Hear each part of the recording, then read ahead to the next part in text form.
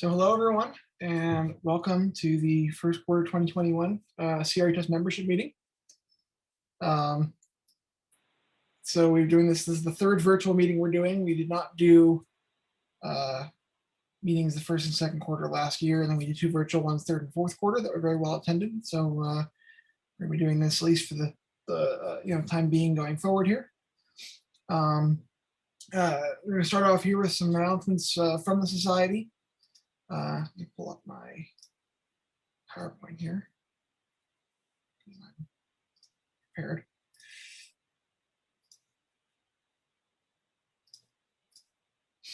Okay. So just quick note, the next three meetings are scheduled for this year. The one in May will definitely be a Zoom meeting. We have talked to the Marion Union Station Association in Marion, Ohio. So it is possible that we will have an in-person meeting in July. Obviously our board of directors is kind of keeping an eye on things with the COVID situation, and so is theirs. We actually spoke to them yesterday. Caroline talked to Pete out there yesterday. And so we're just kind of seeing how they feel, how we feel in July. If we think we can do something safely, we will try to do an in-person event in July. Obviously, there's a lot of contingencies there. So, but the date is set. The guys in Marion have us on their calendar, pending changes. So that's our next couple events. And these are also listed in the quarterly, which should be out any day now. Some people have gotten it already. I just wanted to make a quick note. This is our current membership spread for 2021. We have 409 members currently. There are 67 members from last year that haven't renewed yet. So if you know any of them, call them. Yeah, this is our current membership spread. As it shows up, you can see we're still very heavy in the Pennsylvania, New Jersey, and Eastern Ohio area, as we kind of always have been. Although we're getting some more members in New England now, which is good. So just thought this was an interesting map showing all of our members. You may have noticed this new logo we've started rolling out this year. We wanted something that worked a little better for social media and some other branding options. So you'll see this on the first quarterly, which again should be in mailboxes shortly. You'll see this on our website now. You'll see it on the Conrail shop and a couple other places. We're starting to roll it over into a few new places now. So we'll be seeing this in much more prevalently this year. Works nicely as an icon for social media and some other stuff like that, better than our old logo did. So I think I saw Jim on here. Jim, you want to give us a quick update on the Boxcar? Rudy, can you see me and hear me? I can, yes. All right, so I'm here at the rail trail, and we have a little bit of an update. We were waiting for dry weather, and that dry weather never came because of the winter snow. If you've been in the Northeast, we had an incredible amount of snow cover on the ground for weeks at a time. And even though we had some temperatures in the 20s, which would have been ideal for the move, the snow acted like a blanket, kept the ground kind of warm. Snow melt meant that our ground was wet. And that's really what we're waiting on here. So if you look over my shoulder here, this is where our car is going to go. But we're here along a drainage swale.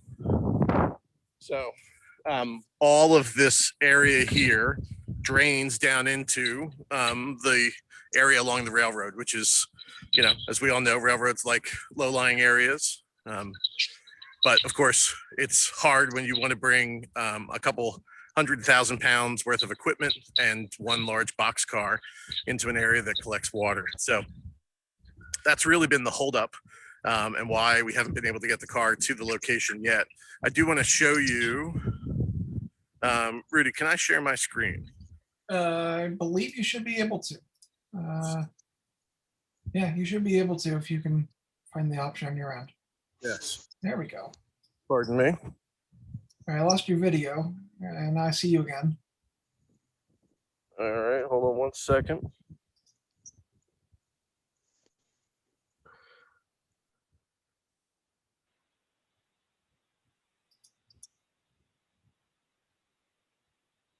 can you see a truck dolly? No, I still see your face, which is All right. wonderful. There we go. Hang on. Okay. There we go. There we are. So for any of you who've had the pleasure of playing underneath a rail car that lost its trucks or have seen trucks sitting around here, that plate pretty much mimics the underside of our car. So that plate there with the circle in the middle is where the car will come down to rest inside that cup. The pin will keep it on there, and then those rubber wheels will replace the steel wheels.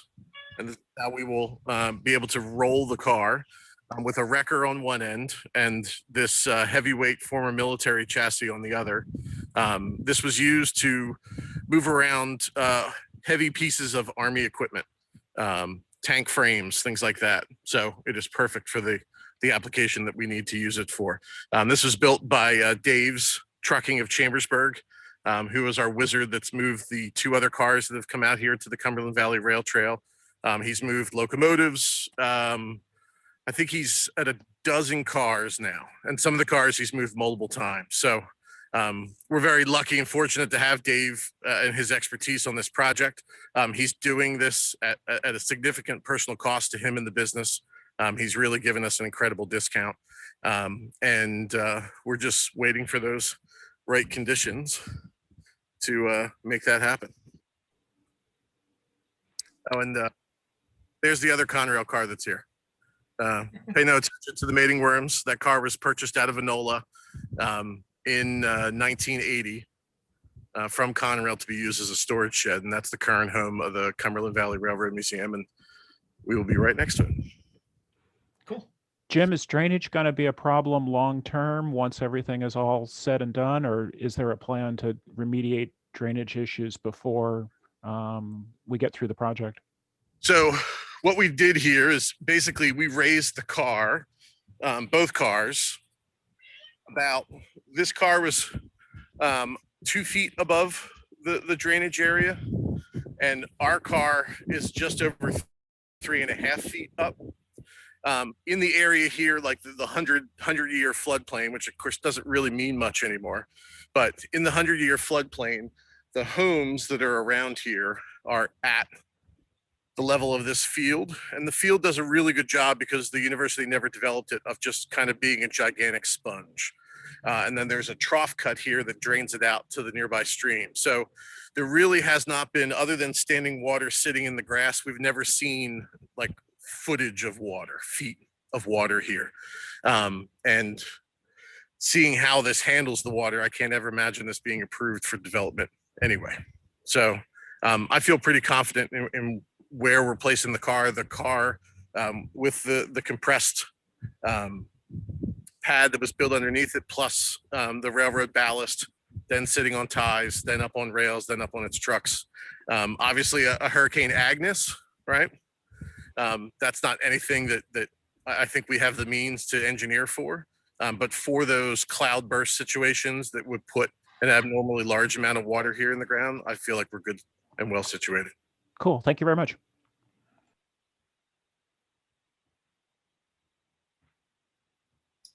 Thank you, Jim, for your on-location reporting there. Back to this. So yeah, Ed, do you want to give an update on the photo archive that you've been working on? Yeah, it continues to be the coolest thing on the internet. End it there. Yeah, I mean, you know, if you guys haven't been there, if folks haven't checked it out, absolutely go check it out. Conrailphotos.thecrhs.org. It is in a career of building things on the internet, it is, I still maintain, the second coolest thing I've ever built. I can't really get into what the coolest thing I've ever built is, but some of you might be familiar. You know, the photo collections keep growing. We've added a couple of new photographers. One of the things that I'm really excited about is the fact that now you can cross-reference photographs by a photographer, which is a little bit of new functionality over the old site. And we've brought back a bunch of the Conrail facts. including ones that you'll see us referencing this afternoon. There's a section on Conrail symbols. There's information about actual Conrail blue on there. A bunch of other really nerdy, esoteric things, like if you want to know where a certain fleet of hoppers, how they, or where those all ended up in their post-Conrail lives. All sorts of neat stuff to explore there. Thank you, Ed. Ask a question here, if I may. How do I, if I have pictures, I have a ton of pictures. How do I add those pictures to this site? Oh, well, that first off, that's awesome. And I'm very excited about that because we, all of our, all the contributions are through volunteers like that. If you hit the contribute link in the upper right-hand corner of the site, there's an email address there. Head there, send an email to that address, and I'll get you set up. Okay, because I live on the ex-Pennsylvania Railroad main line. So I have basically bunch of the Conrail that came through the PRR Conrail main line, well, the Pennsylvania Railroad main line. So Yeah, oh, that sounds awesome. Bye. Yeah, that sounds incredible. So yeah, definitely hit the go to the site, follow the contribute link, send the email, and I'll get you set up. Okay, sounds good. Thank you. You're welcome. So on a related note, we've been working on our archival collection. This is our online archives, but I know Ed's been working on stuff. John McLaughlin's been helping us out with some stuff. Mr. Sartain there has been storing stuff in his living room for us. So we've been accepting a lot of good donations recently. A lot of stuff out of the Philly area from retired management of Conrail, some stuff that came out of headquarters. So we've been working on trying to get that kind of situated. Eventually, all of our archival stuff will end up in the Boxcar in Shippensburg. So we're kind of working on some temporary storage for that at the moment, and getting that, as much of that cataloged and ready to go as we can. So when the Boxcar Museum opens, we're able to display certain artifacts and make the rest of them available to researchers in the archives. Ed, do you have anything you want to add to that from an archival standpoint? No, progress just continues being made, slowly chewing through it. We're working on potentially figuring out some logistical issues about accepting donations, in areas that aren't necessarily right near where things exist, or, aren't necessarily right near headquarters, so to speak, to try to see what the way to do that would and inflict the least wear and tear on volunteers in the process of that. So, we really appreciate everyone who's housed portions of the collection, is currently housing portions of the collection, as things kind of slowly migrate into where they're actually going to live. Right. Okay, so that's the archives. Just a quick update on the shop. We've got a lot of new books in stock. Matter of fact, I just got brand new Penn Central in the Conrail Era Volume 4 from Running Sun that came in yesterday. So we've got some, that's not supposed to be out till April, but I have it. So if anyone's interested in some of the newer Morning Sun titles on Conrail or stuff from other publishers, we do have them in stock. We also have some of the HO scale Atlas Bicentennial GP38s. We got some of those in the shop. One thing that I did want to note is that we have, at least for the moment, kind of phased out t-shirts. Our supplier was having all kinds of issues, and still is during the pandemic, of getting shirts delivered and getting them to us and getting them to our customers. So we've really rolled back our shirts. I think there's literally 3 shirts left in the shop, and they're all small. We support our troop shirts. So for the moment, we are not going to be doing much apparel stuff, but we're working on some other options there, and we'll hopefully have some more apparel stuff later in the year. Do you want to talk about that nascent thing I've been working on in that regard, or are we too soon for that? Let's get it fleshed out first, I think. Okay. So that's the shop. Just a quick recap of some of the equipment stuff. This is our obviously our big projects besides the Boxcar. 8905 is still trucking away down there in Baltimore. It's been used quite a bit recently and had some good photos taken of it as they were moving the B&O EA in and out of the roundhouse. That got some good publicity. Also got some publicity last year during the B&O Museum's Diesel Days event. So that thing's been out and about and getting some good positive reactions. So that's good.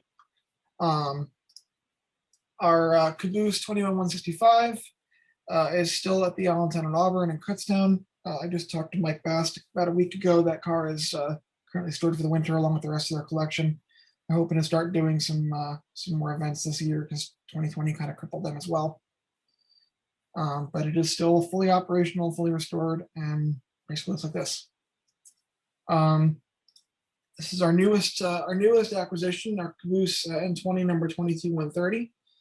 It is also stored for the winter. This is on the Sturbridge line up in currently in Hawley, Pennsylvania.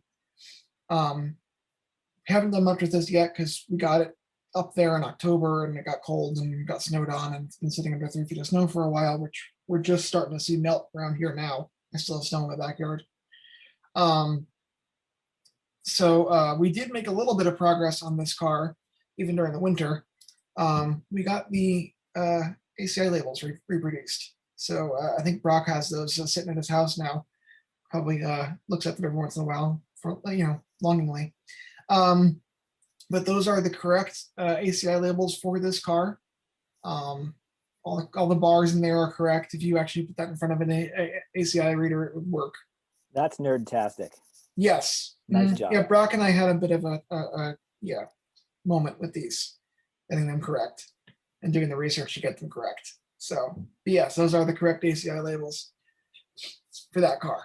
And this was one of the few Conrail cabooses that actually got ACI labels. ACI labels were basically phased out in 1977. So only cars that were painted before that would have gotten them. So the fact that ours is still in the original paint from 76 is pretty interesting.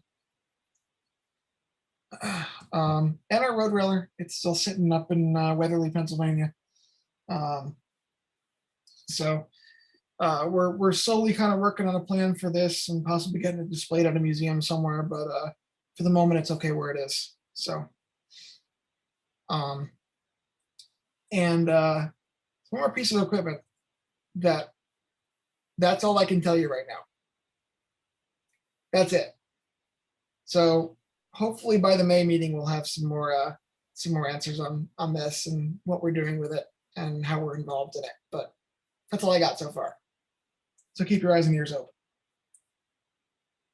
Couple quick notes on our publications. The Winter Quarterly, I saw Ed just literally maybe 10 minutes ago emailed it out during the meeting. So anyone who's a digital member just got their copy emailed to them. Print copies, and they were starting to show up Thursday and Friday for some members. I haven't gotten mine yet because I guess I'm last on the list. But most people, if you don't have this already, it should be there Monday or Tuesday. This will be your Winter Quarterly. We're a little late on this one, but the good news is that our Spring Quarterly is actually almost done. So that one will actually go early and then I'll get us back on schedule. So, and the 2021 calendars, I think we've got like 15 of them left or so. So if anyone wants them and hasn't gotten them yet, that's all we got left. So we do have a few left in the shop though. There's some great photos in there submitted by our members. And the last thing I've got is actually going to be turning this over to Brock and Wes to talk about their upcoming book that's coming out this fall. So cool. Yeah, thanks, Rudy. We were wondering what you were going to put up there. That's a good looking cover right there. mm-hmm. So yeah, we've been working. Brock and I have been working pretty hard on the book, and it's coming along pretty well. So we're up to about 150 pages of just text. So what is that text made up of? That text is made up of some really great information from people like Bill Mayer, Carl Kennedy, Foxy, if you know the name Foxy, in the early days in the Reading shops, the people that were, intimately involved with this book are the people that we've been talking to and are filling it up with some really great information. So we've done a lot of good work. We are pretty much close to wrapping up the actual text of the book, and we're going to be shifting over now to photos, which we've had lots and lots of photos. Brock's been a trooper and been getting all the collections together for me, and I've been scanning away as much as possible, but he's done a great job of reaching out to everybody, and everybody here has done a great job of submitting photos. Obviously, people like Chip, we couldn't do it without you, so appreciate your photo contributions as well. So yeah, it's been coming along pretty well, and I think we're getting pretty close to a point where we can call the copy done, which means Rudy's got a lot of work to do to proof and look at everything for us. Appreciate that, Rudy. Nice. But yeah, it's gonna be a lot of work, but it's been a lot of fun. We've had some really great conversations. The fact that we're writing this book from the standpoint of telling the stories of those that worked on and around that equipment makes it really interesting. It's not Brock and I's story necessarily, it's the story of the people that worked on it. So that makes it pretty cool, because there's some stuff in there that we were talking to people from the technical services laboratory. Some of the stuff that we learned from Larry Myers blew our mind. We had no idea that the technical services laboratory did what it did.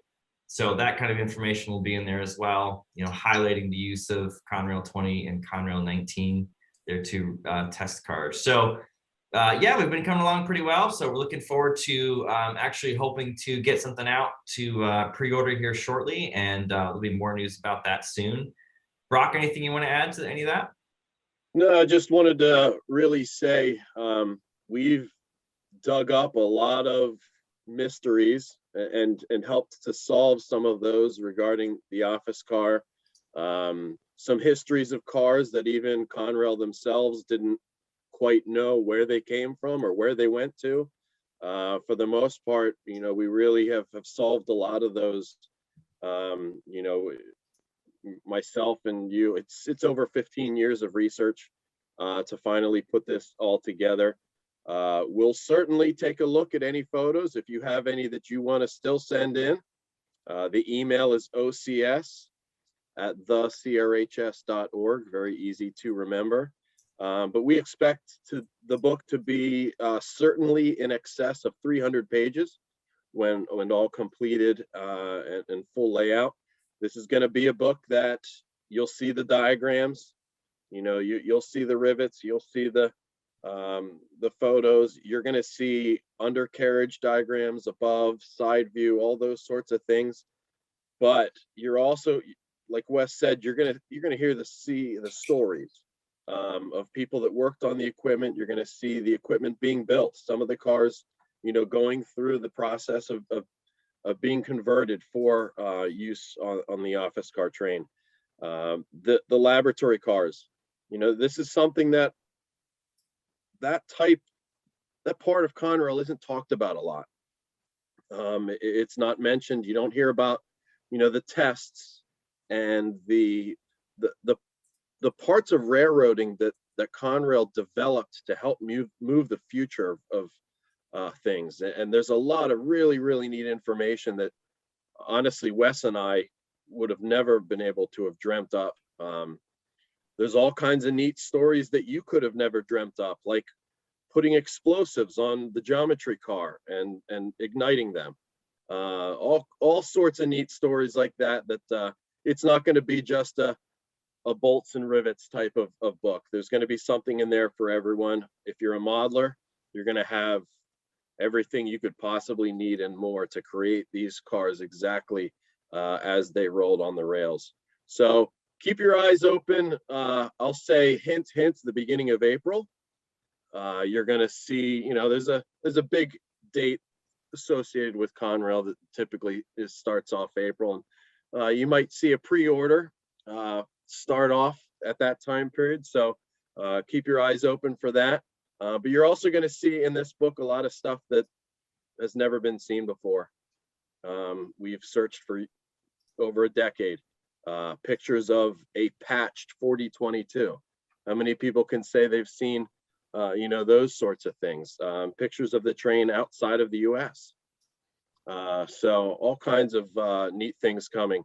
Please, any questions, concerns you have with us, ocs@thecrhs.org, or any pictures you have. We'll be probably really starting to narrow down photos in early May. And I'm actually going on a half cross-country trip to visit some of the cars in their current locations in mid-May. So we're going to try and give you the cars from build date all the way through, especially, looking at their time period on Conrail. But then we're also going to tell you, where did they go afterwards? Where are they now? So it'll be a fully comprehensive book. No one should ever have to write anything about the Conrail office car train again. Yeah, I think Brock, you and I thought we knew a lot. It wasn't until we started writing this and talking to people like Carl Kennedy that we realized we really didn't know as much as we thought. We do now. So Yep, yeah, we so thanks do. to everybody for your support. If you submitted stuff, we appreciate it. And if you have anything else, feel free to reach out to Brock and I through that email address. We'll be happy to entertain photos or more stories or anything else that you've got. So appreciate it. Cool. Thank you, guys. I think that's all we've got for announcements, unless any of our other directors and administrators have anything that I've missed.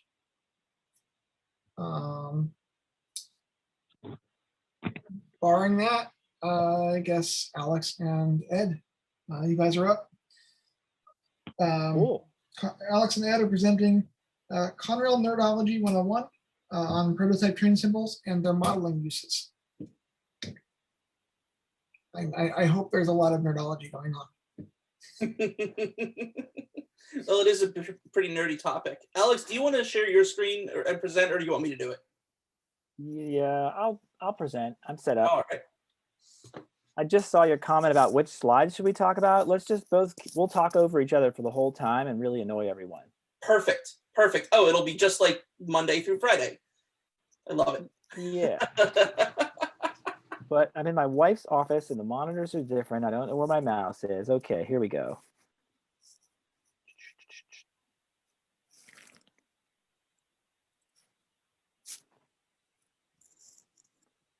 Is it working?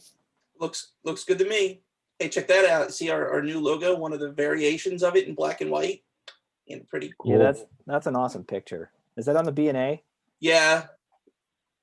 Carl Okay. Weber, man, he's got an eye. Yeah, that's a beauty. That photo, and in fact, that photo and many of the photos in here are all from the photo archive website. I just started poking through there, finding good stuff. And I have been threatening to upload to that for like 6 years, and I'll talk to you offline. Maybe I'll finally start doing it now that I have scanned slides. I believe that. I totally believe that. Oh, all right. So I guess we should. Well, you all know who Ed is. Ed's your webmaster, smart guy, and stuff. But I think I only ever drop in on CRHS meetings because I'm flaky that way. But I saw the sad agenda come out that said we have 5 hours of meetings and only one presentation. I thought, well, hell, I could probably say something. And so in all seriousness, though, Ed and I had been emailing back and forth on train symbol stuff because Ed added the symbol information to the CRHS website. And he wanted to know if he could use a bunch of the info that I've had up since I was in college. So anyway, yeah, I'm Alex, first of all. I'm a lifelong Conrail foamer. I went to Lebanon Valley College where I met Brock, which is crazy. And then I thought better of trying to get a job in music. So I ended up doing IT stuff, websites and programming and servers and Linux and whatnot. And eventually that was fun and I learned a lot. And then I went over to start doing that for a railroad. So about 7 years ago, I joined Carload Express as their IT person. And then, you work for any small company, you get more than one hat. So I am the VP of Equipment and Technology there. So If you're not familiar, Carload Express is one of the smaller short line holding companies. We've got Allegheny Valley Railroad, Southwest Pennsylvania, out in Pittsburgh, the Delmarva Central, everybody's favorite short line. I mean, other than America's Train, the NRFF, DCR, I think, is the runner-up to that. Anyway, so that's who I am.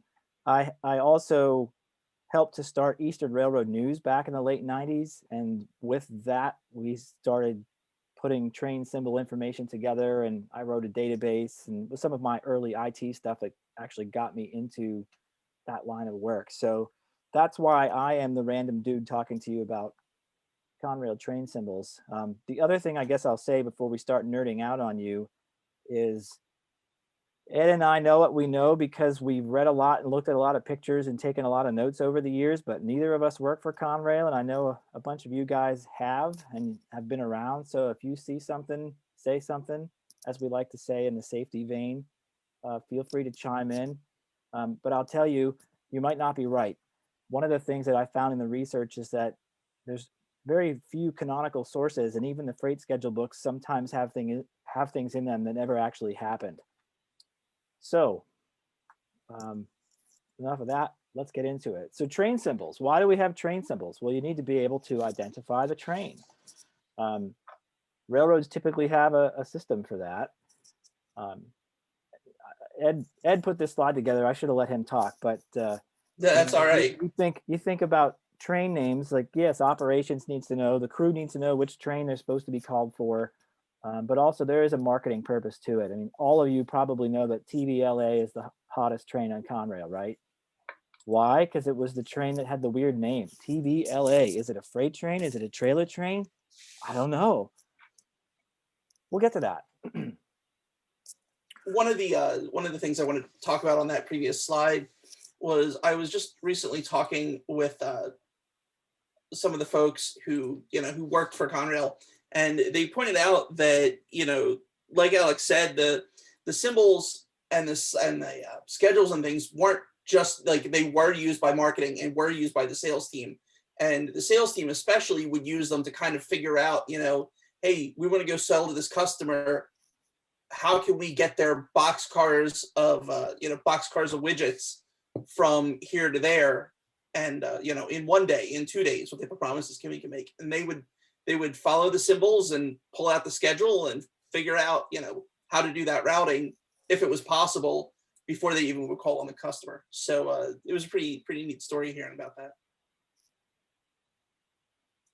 So one of the themes you'll hear in this is about the ease of use of the Conrail symbols, which is something I think we all miss today. But one of the things looking back on it is it wasn't always that way.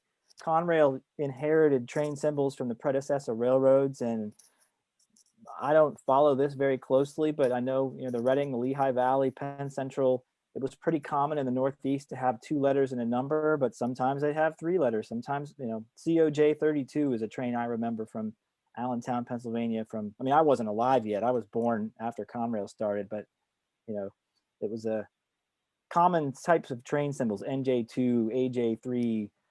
You sort of know what that meant, but not really, especially if you were new to the area. Today, what the heck? Q what? Everything's a Q on CSX. That doesn't tell you anything. Norfolk Southern. Yeah, okay. I mean, there is a logic to these symbols, and there is a reason that there's the 21Z has a 2 in it, and the letters, and don't get me started on the letters in Norfolk Southern. That's been controversial since 1999 when it started. The whole point is, yeah, this stuff is a little hard to follow. But if you want to geek out on CSX and NS symbols, we can talk later. I like this stuff. A computer guy, trains, you get nerdy on the stuff like this. What can I say? So for 21 years, well, everything was right in the world. Train symbols made sense. Or did they? Awesome photo. I think that was, I don't remember how I found that, but it should have been a Conrail publicity shot. So in 1978, and I don't know exactly when, Conrail must have gotten some better computers, because that was what defined a lot of these things. The reason that Norfolk Southern still has 3-letter codes is because their payroll system is from the 80s, and it didn't make sense to upgrade it yet. That's why there's a letter in the Norfolk Southern symbols. They ran out of numbers and they took over their part of Conrail. They added letters. Get a better computer, guys. We're sick of these numbers. Come on. Now, so 1978 is when Conrail started to introduce the 4-letter codes that we all love, like ALPI being Allentown to Pittsburgh. But I was a kid in the 80s. The 70s, I was a tiny baby. I didn't ever care. Honestly, I never looked at the 70s train schedules until preparing for this presentation today. And boy, was I surprised to see. You look at this and you'll see that they've got some of the 4-letter codes and then they've got a whole bunch of the old ones mixed together. Some of that looks like locals, but not entirely. So kind of interesting times, 1978. So one of the things that's interesting about Conrail is, yeah, the freights were easy. If you saw ALEN, you knew that was going from Allentown to Enola. And if you heard a new train pop up, you could reasonably guess, oh, that's going from here to there, because you usually knew what the letter codes meant. But, you know, I'm a bit of a cynic, and I'm here to remind you that a lot of the other trains weren't so easy and followed really interesting and sometimes complicated patterns that themselves changed over time. So we all know about the manifests being kind of a 2-letter origin, 2-letter destination. The trailer trains, mail trains, road railers, multi-levels, those were just numbers. They were train numbers. It's just that you had a TV or an RR in front of it. So you knew, okay, it's a road railer, but where does road railer 262 go? Does it go to Rutherford? Does it go to Elizabethport? Does it go to Rutherford? Does it go to Elizabeth? They kept changing it. That's my point. The supervan trains, I love to pick on that. We'll come back to that. Unit trains, holy cow, that's half the presentation. They are really complicated. So the reason I think they got newer computers in 1978, and maybe there's some Conrail vets here who could tell us if that's true, is because that's when you started to see all the trains allowed to have 6 characters. Back in the 70s and 80s, computers were big, computers were very expensive, and memory was precious. You couldn't just freeform stuff. You had to predefine every single variable because you had to carefully allocate that memory. You couldn't just buy another hard drive if you ran out of space. Very big deal. So Conrail's system very clearly had a six character restriction because you never saw a train with more than 6.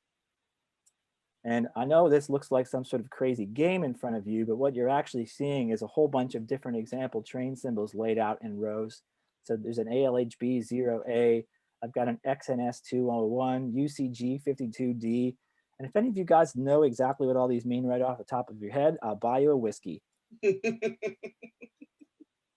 So the easy part, this is the fun stuff. This is the part we all know and love, is the 2-letter origin, 2-letter destination, a number that has some random thing to do with the date. It's actually the last number of the day. They only had 6 characters, so you couldn't have it ALHB 12C. That's 7, doesn't fit. So it was the last digit of the day of the month. So an interesting thing would happen is that the 31st of July, ALPI 1, then August 1st would be the next day. That would be ALPI 1. I'm sure that was confusing, but that's what it was. One thing we'll touch on is there was sometimes a suffix after the date that a lot of times you would come across an X for an extra, but there were other ones that were commonly used. And some of them were pretty weird, especially here in Pennsylvania. Alex, can I contribute something? Absolutely. Gary Sample here. My understanding that when they went to and I had stepped out for something, so excuse me if you already talked about it, but my understanding was the reason they had the 2-letter origin and 2-letter destination was from Richard Spence, who was the operating guy from the Southern Pacific, because the SP had used letter codes like that for origin and destination. And I was in the mechanical department in Philadelphia from late 78 until mid 81. And that was my understanding, that they went to that alpha codes based on recommendations from Richard Spence. Interesting. Okay. All right. So yeah, thanks for bringing that up, because I was one of the things I wanted to research for this, but frankly, this was all pretty last minute stuff. was what you've been doing so far is very well done. I will say that. Oh, Okay. thank you. So I'm going to mute myself again now. Thank you. one of the things that I was curious about was who started with the alphanumeric symbols. I know that SP was an early one. Rio Grande was an early one. The West Coast roads seem to, well, I don't think BN. Anyway, I'm more of an East Coast guy, but it is an interesting question. So that's as good an explanation as any of I've heard. Thank you. You're very welcome. So here is an example symbol, and I'm from Allentown. So I grew up in Allentown. I lived in Harrisburg for college and ended up in Pittsburgh. So you're going to hear a lot of Pennsylvania centric stuff, but I saw the membership map and now I don't feel so bad about that. So here's an Allentown. Oh, what? I must have changed something. The sharp eye will see that this is wrong. It says Allentown to Harrisburg, but that is clearly ALPI, which goes to Pittsburgh. ALPI 0, so of the 20th, so the last digit of the 20 is a 0. That's how you get ALPI 0, and there's nothing after it. So we'll try with another one. We've got a BUEN 0N from Buffalo to Enola on the 20th. What could have been the 10th? Probably not the 0th. And Give me 1 second. The last one that you had before, I live at 284.5 on the main line, and I have, well, there's a hot box detector, original Conrail hot box detector at 286.7, and that was so confusing when they had these, because you didn't know what they were. So I'm glad that you're explaining these, because now I now know what they were. Well, that's the idea. Thank you. So on this one, the BUEN 0N, what does the N stand for? And if anybody knows what the N stands for off the top of your head, feel free to shout it out in class, class participation and all. Anybody? Okay, we'll come back to that. This is John McLaughlin. It might just simply have been a typo. Nope. No? Nope. It's is this a white book symbol, or is this a symbol from an actual train on an actual day? Both. Okay. Both. Yeah, well, I have a separate slide on those oddball cases, so we'll come back to it. Mm-hmm. So, part of what I found interesting in studying this over the years, because ever since I was a kid, I was interested in this stuff, was how things changed and why did they change? What were the underlying reasons? And I can only speculate because I didn't work for Conrail, and I read a lot of rail paces as a kid and so on. But so in those 21 years, a lot of the symbols, the alpha codes specifically, a lot of times they corresponded to the city: Allentown, Altoona, Bethlehem, Syracuse, Pittsburgh, Indianapolis. That's the first row I have up there. But one of the things that's funny is that sometimes they wouldn't use the city, they would use the name of the yard. So Edgemoor, Elkhart, Motor Yard, Oak Island, Selkirk, Sterling, and Potomac Yard in that second row. Selkirk's an interesting one. Why would the Pittsburgh symbol not just say Conway? If Conway is as big a yard as Selkirk, then the symbol could be Conway and Selkirk. Or Selkirk could have been symboled for Albany, but I guess that conflicted with Allentown. So those kind of nuances are the things that I like to notice and ask about. I don't know why. That's my problem, I guess. So then there was some other symbols that were a little bit, didn't really fall into either of those categories. They were more geographic or other things. So you had the CC symbol that was used in the early 80s and came back in the late 90s for Chemical Coast. ES was for the Eastern Shore, which was the symbol that they used for Harrington, Delaware in the 90s. I believe there was a letter code for Harrington, Delaware in the 70s and early 80s, but I don't remember what it was. PX was kind of a marketing thing. There was a PXSE that was perishables, like refrigerator cars from California, and so they were trying to draw attention to that service. PW, I think, was the Port of Wilmington, which was the symbol used for the auto rack train that went up the Buffalo line. at one point. And then one of my favorite oddballs is the LM and ML symbols that were used to describe the Linden Metuchen train that worked both places. So you had an LMPI going westbound to Conway, and then PIML going back. Why they didn't just stick with LM and just say, hey, it's going there. I mean, Chemical Coast, where is Chemical Coast? It's not one specific yard. Hey, Alex, Yes, sir. John McLaughlin here. PW was short for Providence and Worcester. Not always. No?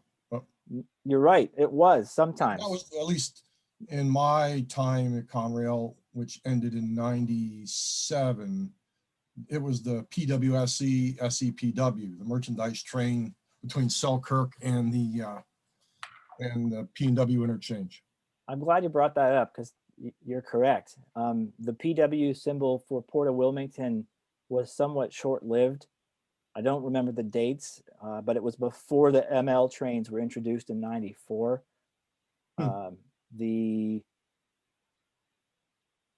I'll come back to it because I have a slide on some of these oddball cases. Okay. So yeah, Alex, so this is Mark. I think that would be correct. The PWBU ran and it would have a T symbol behind it, like PWBU0T right. in relation to the BUEN0N. Yes. Whatever the T and the N meant, I just never knew. Yes, I have a theory for that, and maybe somebody can get that clarified today, and maybe someday I'll write a 300-page book that no one will read. So, growing up in Allentown, Allentown and Altoona, ATAL, which one's which? No one ever knew. I would hear people, it would drive me crazy. I'm a little, so, oh, PIAT, that's going to Allentown. No, it's not. It's going to Altoona. I don't know. Accuracy is important. There was another one that I always thought was interesting too, which was PG for Philadelphia. But yes, that kind of makes sense because it was Philadelphia Greenwich. Exactly. So some of the things that changed over time, some of them seemed to me to just be arbitrary or stylistic. And when they first came out with the letter codes, you had trains that still followed old Penn Central type of routes and practices. And so in the first couple of years, they used WA for Washington instead of Potomac Yard, but certainly these were trains that were going to interchange at Potomac Yard. But then, of course, Potomac Yard was closed and the routings changed. And so Conrail's preference also evolved into the 90s to using the initials of the railroad that they were interchanging to, as opposed to the location of the interchange. Not always, but often that would happen. So the PY trains ended up turning into CS and NS. Like there had been an ALPY, and eventually that became ALCS and ALNS as those roads got their traffic at Park Junction and at Hagerstown, respectively. One of the things that I find interesting is one of the times that Enola was closed, even though it wasn't, the train still went there, but they didn't get humped. But they were changed, all the HB train, or all the EN trains were changed to HB trains. And I think some of that was, well, Enola's closed, so we can't call it an EN because Enola's closed. It's just going to go to Harrisburg. Then I think there might be some internal marketing at play there. Some other symbols were just ones that came and went depending on how the service design folks ran things. So there was I just knocked my monitor out. Can you guys still see that? Yes. Okay, I just bumped something. Anyway, sorry about that. So occasionally there would be a train symboled for Abrams with an AB symbol. To my recollection, that didn't last very long. And you had, as I mentioned before, the CC Chemical Coast trains.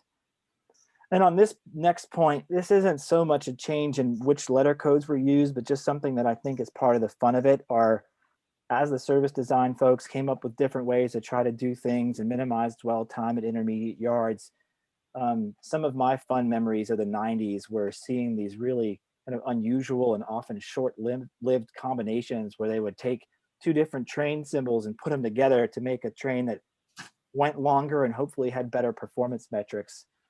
CAEL, BAEL, I thought were particularly oddball characters, and they didn't last very long. I want to say 1990-ish, there was an OICG and CGOI. Of course, it spent half the day in Allentown.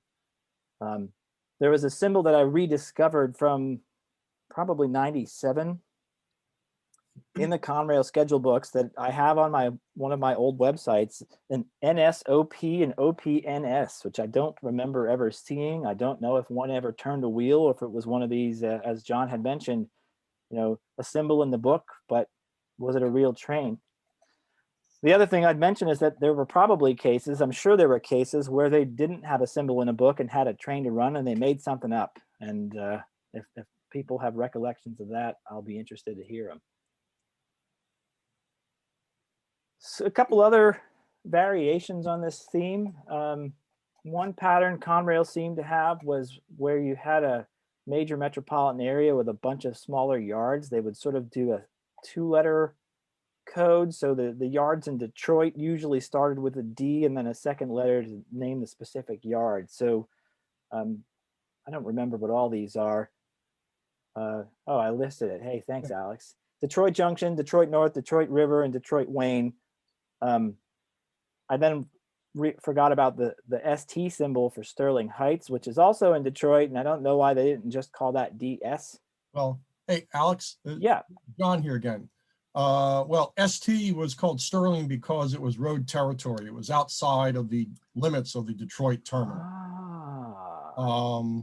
And DW was Detroit Windsor. Windsor, Ontario, not Wayne, Michigan. Oh, okay. Thank you. And I think DR is probably Rouge Yard. Yes, DR is River Rouge Yard. Okay, we will have to go fix this. You can tell I grew up in Pennsylvania. Thank you. I worked in Detroit for about 2 years. Okay.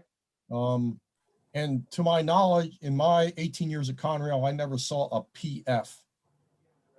I saw PG, Philadelphia Greenwich, many, many times in many various incantations.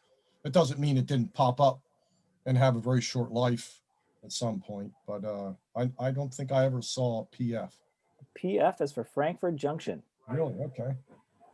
And it was, I don't know if it ever ran, but it was in the book in 1978 as a symbol. And I think, I'm making an inference here, but I think that's how PG got to be PG, so they could distinguish between the two locations.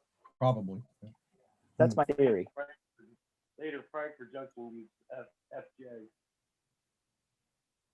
FJ and Second there. The one I'm on with, like I said, I'm on the main line. The detector always said OIPI. Oak Island to Pittsburgh. What's that again? Oak Island to Pittsburgh. So the Oak Island is the yard at Newark, New Jersey, one of the yards in northern New Jersey. So it's outside of New York City. And so OIPI went from Newark, New Jersey to Pittsburgh, Pennsylvania. Okay. Thank you. Excuse me, Howard Smith here. I was the assistant terminal superintendent at Elkhart, and behind all that schedule brief that you see were the performance statistics and how long a car spent in the yard, in the yard, out of the yard, if you had a 24-hour goal, if you had an 18-hour goal. Those printouts would be in big fan-fold booklets. And then we'd evaluate why a car spent 48 hours when we got a 24-hour goal.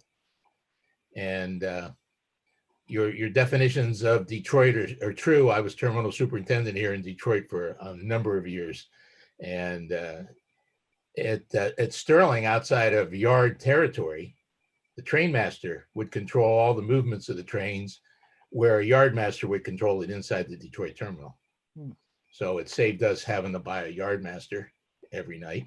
We just put a train master out there at night. And if nobody was there, then you just put the train away where you were given instructions before you even got there to where to put the train. So I got to live with all these symbols, and they would tear out your hair when they first came out, because I was a road foreman in '77 and then in management until until 85. Yeah. And then I went into marketing and sales when they wanted operations people to help design new products for transportation to deliver. So these freight briefs were part of my life. Some of these symbols I never even recognized since I never had to deal with them. I was Sure. Detroit and Pittsburgh. I was a central Pennsylvania guy, Kiski and Alliance, Ohio, and then on to Chicago. So that's how I lived with your freight brief. It was confusing to those who were doing it on a daily basis. And those the Fruit Growers Express, the perishable expresses. Mm-hmm. I had some locomotives. EMD was one of my customers, and I had some locomotives they wanted to get to what is it, New Pond Junction or something, where they interchange in Philadelphia. Park Junction, maybe? No, it was right near where the perishable express landed. And I told the guys at transportation, I says, I can get those there in 24 hours, when somebody quoted them a special train that was like four or 5 days to get there. And they gave the engines to the IH&B. We put him on the perishable express when he came through Chicago, and less than 24 hours later, he was at the produce center in New York. And just around the corner is where the engines were to be interchanged. They had a rider who never caught the train once as it raced across Pennsylvania. So it was fun. It was a fun place to work. I'll be quiet now. Well, I've got one more question for you. So you said that these things were, helping you pull your hair out early on. Do you feel like it eventually made more sense? Oh, absolutely. Yes. Yeah. Once you realize that we gave birth to TV. It was a trailer van train. It had a TV symbol. It came out of Sterling Heights with Chrysler finished vehicles on it. It came down to North Yard, where my office was after we moved out of the train station. And he would pick up Chrysler cars that were loaded that day, and they would be on the East Coast the very next day. TV 26, maybe? Could have been. I when I wasn't using it, I made it a point to forget it because I had too many things to keep track of. Yeah, you gotta get those brain cells back. I get it. You gotta get them, put them in a new story, new service. Yeah. Yeah, but it was a TV train that the only time it ever picked up any trailer vans was at Livernois Yard, where we had a TV terminal, and he'd stop and pick up 20 or 30 cars, double and go. So he had trailer vans on the head end when he went by Toledo, and multi-levels and boxcars on the rest of the train as he went east. Interesting. Yeah, that there was a symbol, TV 26, that originated that way, ended up in Harrisburg, and of all places, it terminated in Harrington, Delaware. I don't know what he had for him, but unless it was boxcars and finished vehicles. Yeah, I don't know. But interestingly enough, there then was an STES that I think was TV 26's replacement, that was Sterling to Eastern Shore being the symbol used for Harrington. Then eventually that kind of got broken into separate trains, and the closest modern equivalent, I think, is the ML 440, which is the predecessor to today's 18N. Way past my knowledge. Hey, Alex, John here. TV 26, you're right. I'm pretty sure you're on the mark about your progression of 26 morphing into STES, because during the train's layover at Harrisburg, he'd pick up Eastern Shore cars. Right. So that's why he went beyond Newark. Yeah, because my recollection at some point, the train would really just die at Newark. Oh, Newark, Delaware. Yeah. With the right, Chrysler the plant. Sure. And that went right over my head when I was seeing it in the book. yeah, that's that. But yeah, as time evolved, we were always looking for ways to keep the car count per train up, and the train starts down. And so if you could hang some some Delmarva cars on the TV 26, which became STES, that's what we would do. I have seen a Conrail. Oh, go on. Sorry. I've seen a Conrail conductor chew out a loading foreman at Chrysler Sterling, because he had to get the cars out of the stamping plant into the train so we could be in St. Louis for the next day when the cars were required at the Chrysler assembly plant. Yeah. And those guys, they felt it was their job to pull those cars whether they were loaded or not. So it got to be interesting around here sometimes, but it was always, I don't think I ever had a bad day on the railroad. If any of you folks have the book Conrail Commodities, if you don't, first off, you should. It's fantastic. Yes. But there's a great photo on page 31 of PIML on Horseshoe Curve that, you know, that's not symboled as it's not symboled as an intermodal train, but as far back as you can see are a bunch of trailers on flat cars. Yes. That was a pattern that stayed around for a while in the late 80s and early 90s, that there were these Conway intermodals that they would just send east on the head end of whatever freight was next out of the yard. Yep. That was a little before my time, but something I've seen in pictures, and it's well documented in that book. Cool. Well, this is fun. This is exactly what I was hoping for, to get some of the guys who were actually there to tell us some of their experiences and make it more conversational. Because if we were all together, that's what it would be. So, all right, moving on. Another use for the alpha codes was to designate interchange trains, and particularly toward the later years, Conrail seemed to favor using that as opposed to a location-based destination. So we have Canadian National, CSX, Norfolk Southern, UP. I think all of those are pretty obvious. But the TRs, the Terminal Railroad in St. Louis, Santa Fe, missed the Santa Fe. There was an SR for the Southern Railway before everything was NS-tatized. BRs for the Belt Railway of Chicago. Neat outfit there. And IH was used for the IHB, Indiana Harbor Belt. You know, that CS, I hate to say this, but you're wrong. It's chassis system. Really? Yeah. Well, that could be. Yeah, because think about I'll buy it. that. 78, when this all started, right? Well, they weren't doing CS symbols Oh, in that's 78. right. That's right. It was all PYs back then. The CS thing started in about 1990. Alex, symbols for interchanges went back into the 70s too. I grew up in Indiana along the main line from Indy to St. Louis, and pretty much any westbound going from Avon to St. Louis would typically have the railroad it would be interchanging with, like AS for Alternate Southern, TR, FR for Frisco. It was rare to see an SL symbol to go to Rose Lake, although that happened more with eastbounds, like SLSE was the hot shot from St. Louis to Selkirk. But you saw those interchange symbols back into the 70s, even in Conrail.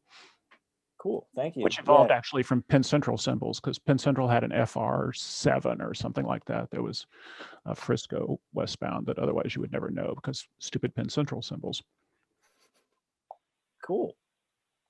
That's some interesting stuff. I know with the West Coast interchanges, that's true, because I had been to Berea a couple times as a kid, and looking back, you would see, I know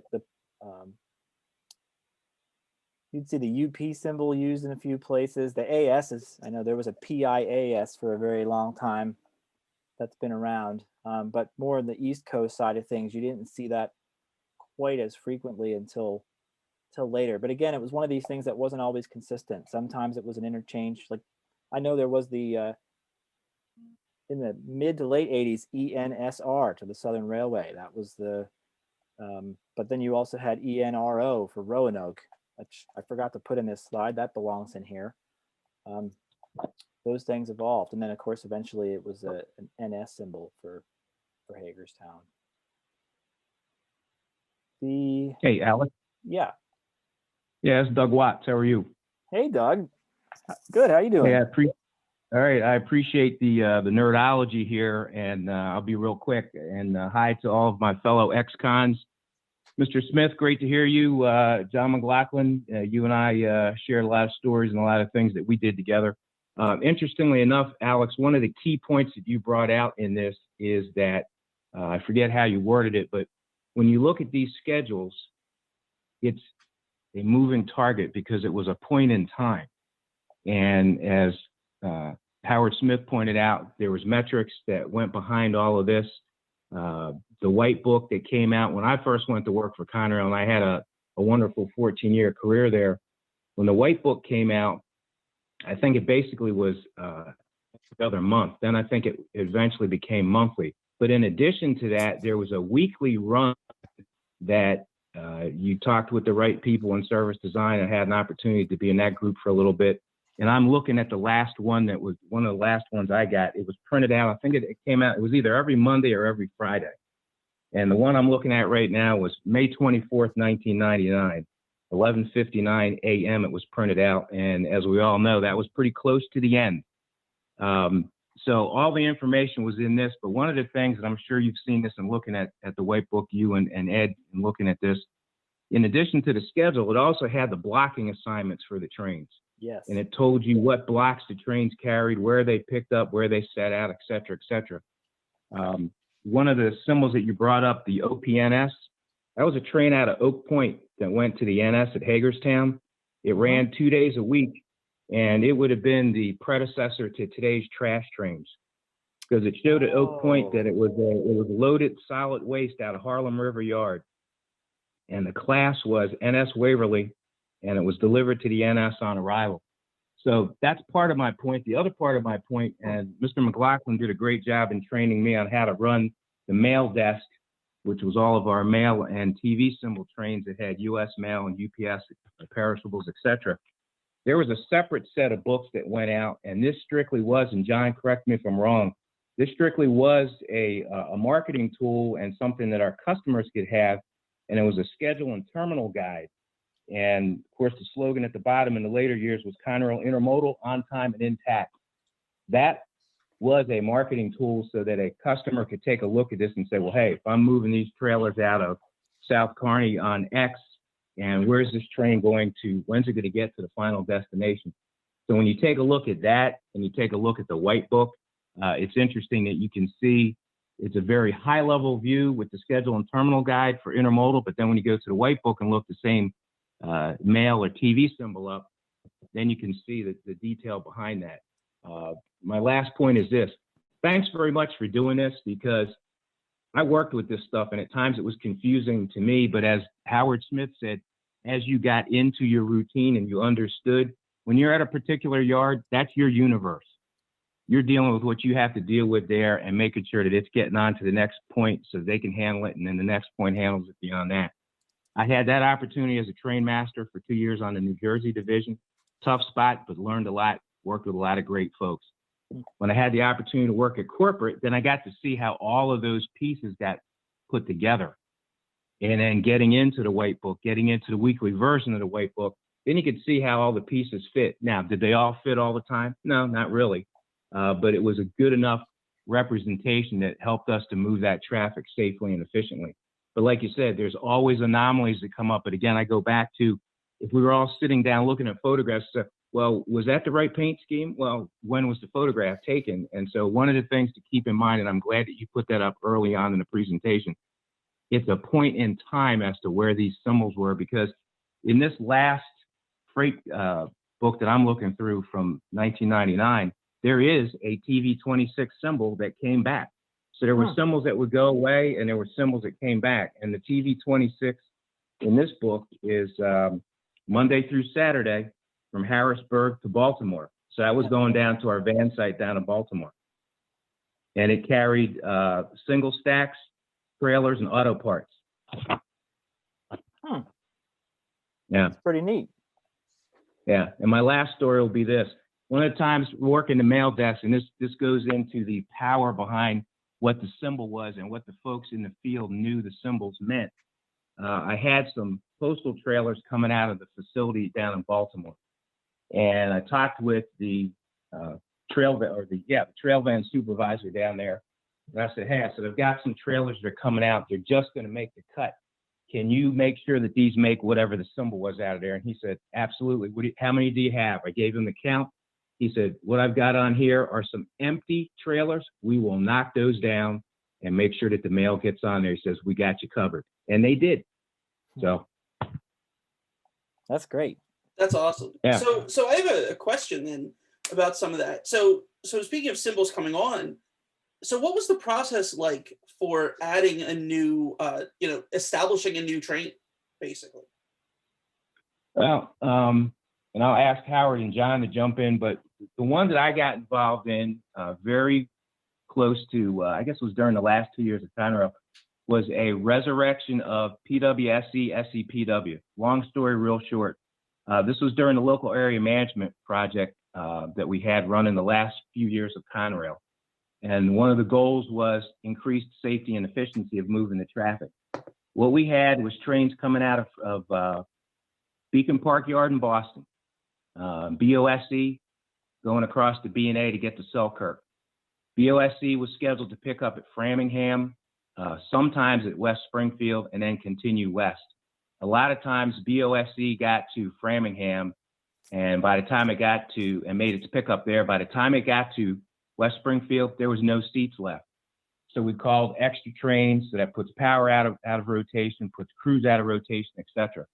We worked with the terminal superintendent at West Springfield. He had an idea of what we could do, and his idea basically was going back to something early on in his career. He said, is there a way that we could run a train partway across the B&A?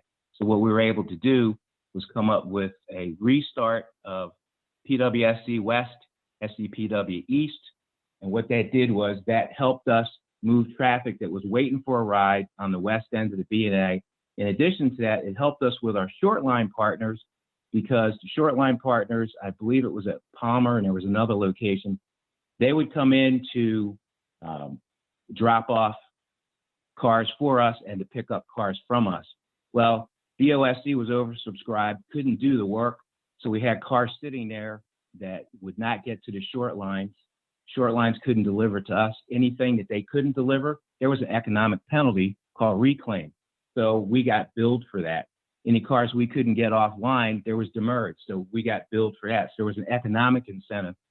So what we did was the team I was on for the local area management project worked with the division and then worked with system. We put together, we did our research in the field, pretty extensive, I guess it was over about a 30 to 45 day period of time. Looked at all of the parameters that we needed to address economically and for moving the traffic efficiently and safely. We made our presentation to Philly and fell flat on our face because of the way we delivered the message. We caucused with some folks after that, and they said, you guys are right on with what you're trying to do, but you didn't deliver the message the right way. I said, okay, how do we need to do this? Met with this gentleman, he showed us the ropes.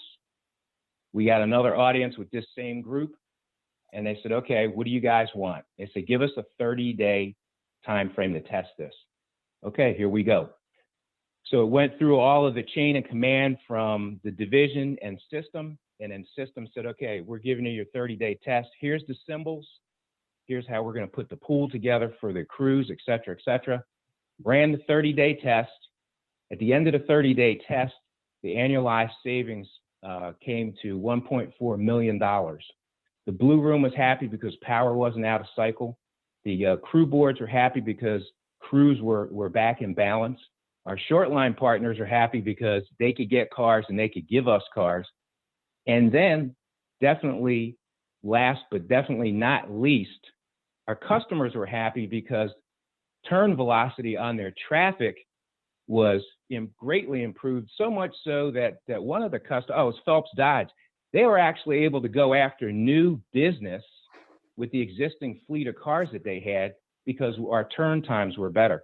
So Ed, that's a long answer to how did it get approved, but it's basically you started at the division level.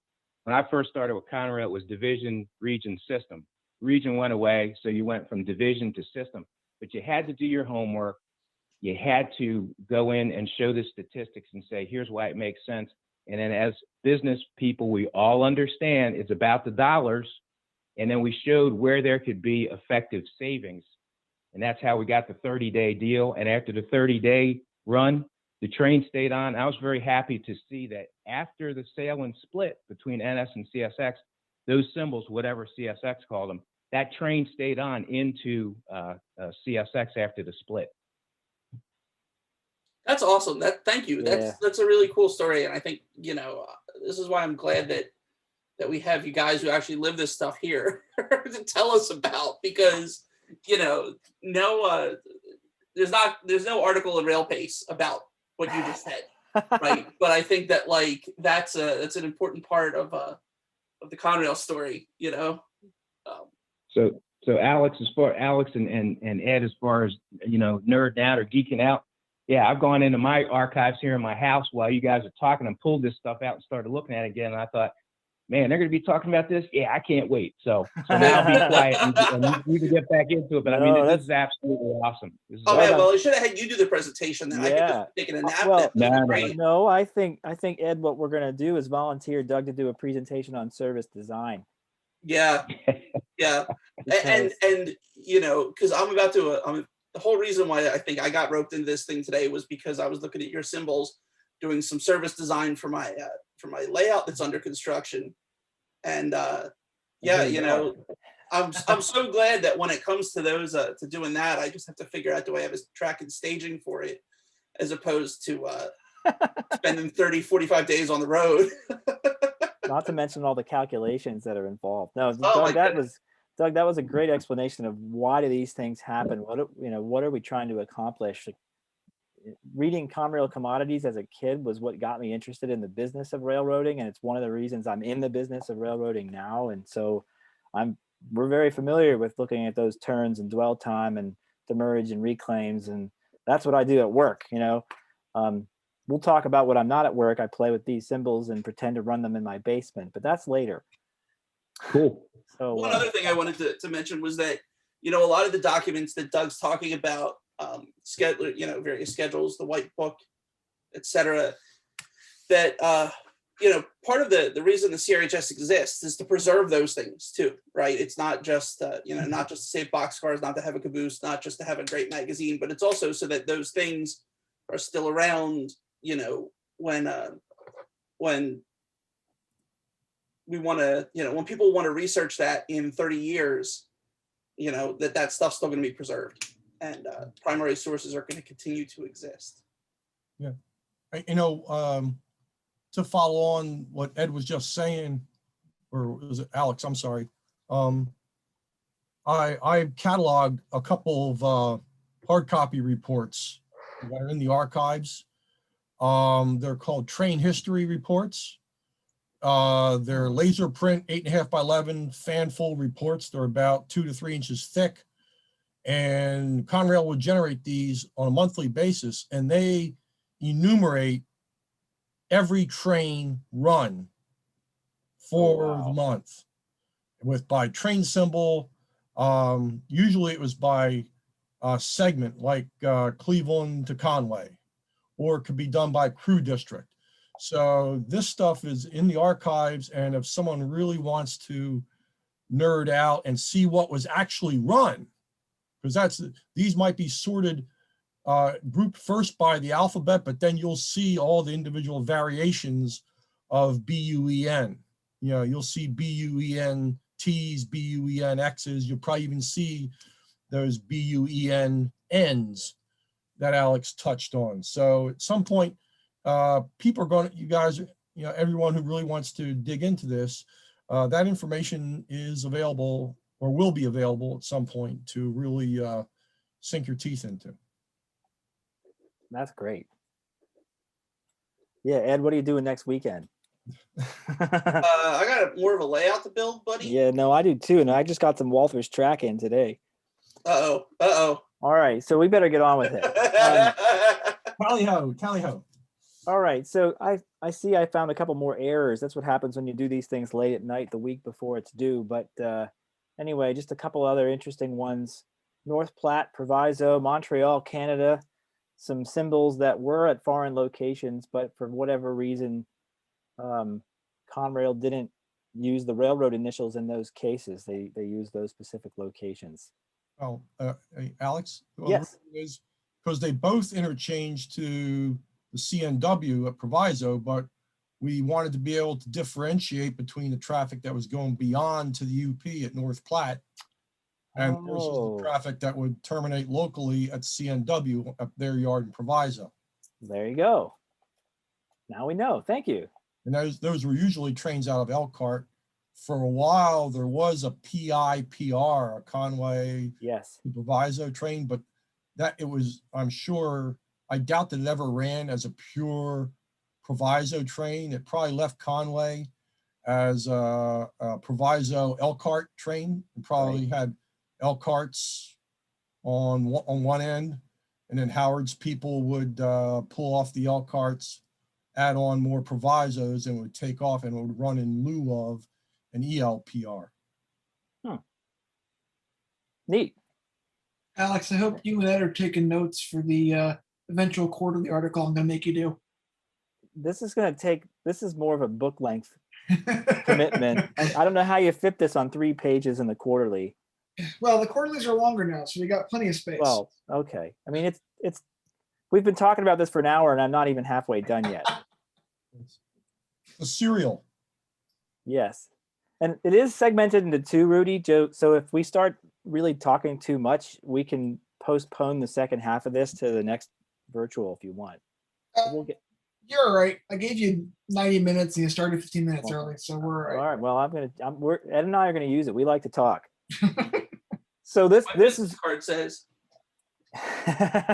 So this is to me one of the fun esoteric pieces of this is there were some interesting cases of suffixes used after the classic, ALPI 0 type symbol. So the white book described a few clear cases that are well documented. First, second, and third schedule section were A, B, and C. Lots of trains, lots of places had an A and a B. Not so many had a C. The one that I remember, there was an ALHB C that ran for a while in the 90s that I think was taking Baltimore's to Enola. I'd have to go look, but A, B, and C, that was pretty common. I'm going to skip over the middle section for a second. X, Y, and Z, those were documented in the white book as well as extra sections. So if you ran an extra ALPI, that would be ALPI X. Something that I noticed as a rail fan in the 90s who took very good notes that are all available online, we'll get back to that too. I noticed that a lot of times the extra train carried tomorrow's date. Whether or not that was done everywhere, if that was just a Philadelphia division thing, I don't know, because most of my rail fan time was Allentown, Harrisburg, Altoona back then.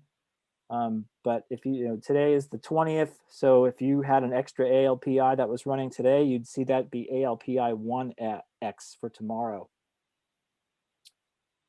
So some of the other interesting ones, you guys probably familiar with the D suffix for the dimensional trains that were introduced in roughly 1993. I thought that was a cool idea that they had a regular once a week, sometimes twice a week dimensional. So that would have a D. So we had the OIIH-D going from Oak Island to Gibson. That was the only one I remember in where I lived. But there was an SESL and an SLSE-D. There was a KAOI, Kankakee to Oak Island. And frankly, I doubt that much traffic actually traversed both ends of that move. It was probably picking up and dropping off different high and wides along the route, but the D is one interesting one. There was for a time an F used for the whatever train west out of Reading, Pennsylvania had the truck frames. I don't know for sure, but a possible reason for that F designation was because those were higher clearance cars, and it would be a way to designate that train as not a plate C or plate E type train.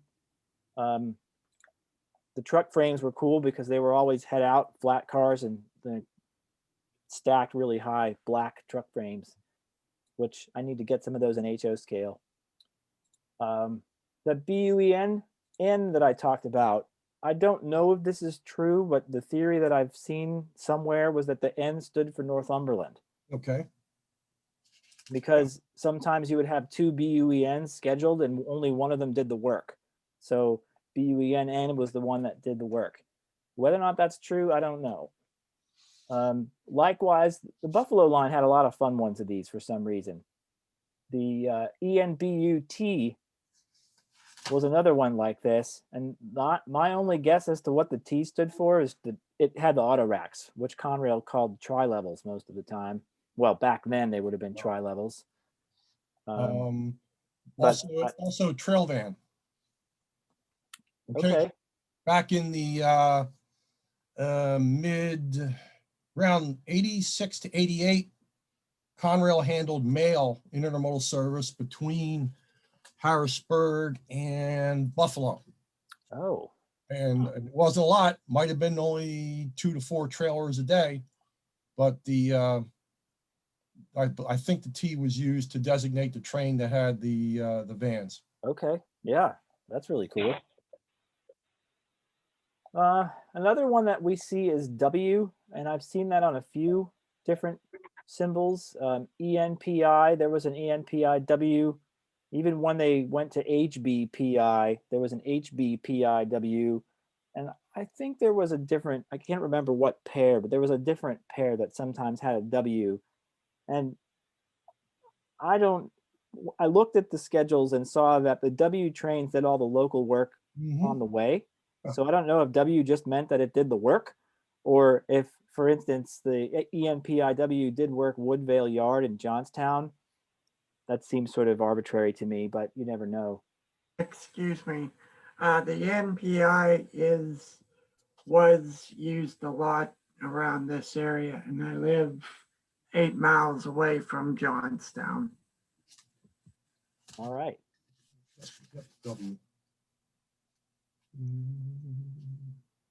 So we'll move on to intermodals. Ed, do you want to run a couple of these? Yeah. I can run a couple of these. I've been talking a lot. All right. Sure. So intermodals obviously were a huge part of the network, and in those the symbols break out pretty straightforwardly. You know, you've got TV for trail van. Did you want to? There was that whole thing about the super van trains. I don't really know much about that, honestly. Oh, I'll cover that. Yeah, I figured. Whoa! You're getting ahead of me. And then you've got your actual which train it is, and then your suffix, which I believe followed the same similar suffixes as the manifests, unless someone's got better info than that. I have some. Okay, Yeah. good. So I covered that one. Now back to you. Sure. Okay. I thought I had anyway. So yeah, the TV and the mail symbols pre-Conrail, like we know Penn Central ran mail and TV trains. That's where that came from. Super van. I'm wondering if John or Doug have a story on this because it came about in 1994. I want to say it started up in July or August of 94 and was quietly over by September or October 94. Hard to find the exact dates because I think those updates happen in those weekly versions. The white books aren't so clear on this. And I modeled 1994 in my model railroad, so I've been trying to pin that down. So basically the premium intermodal trains got super van symbols for this few months in 94. So instead of TV3, it became SV3. I believe the super van was a New York Central term. I'm wondering if maybe a New York Central guy got promoted to vice president that year and wanted to leave his mark on things. Could be.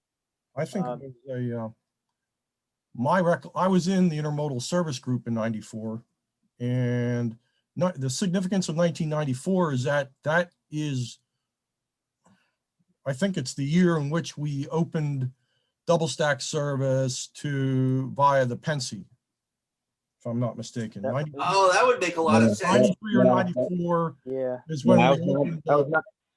That was 95, John. 90, Yes. Okay. Yep, September 95 is when that happened. But in preparation that we re-engineered the entire intermodal network. Okay.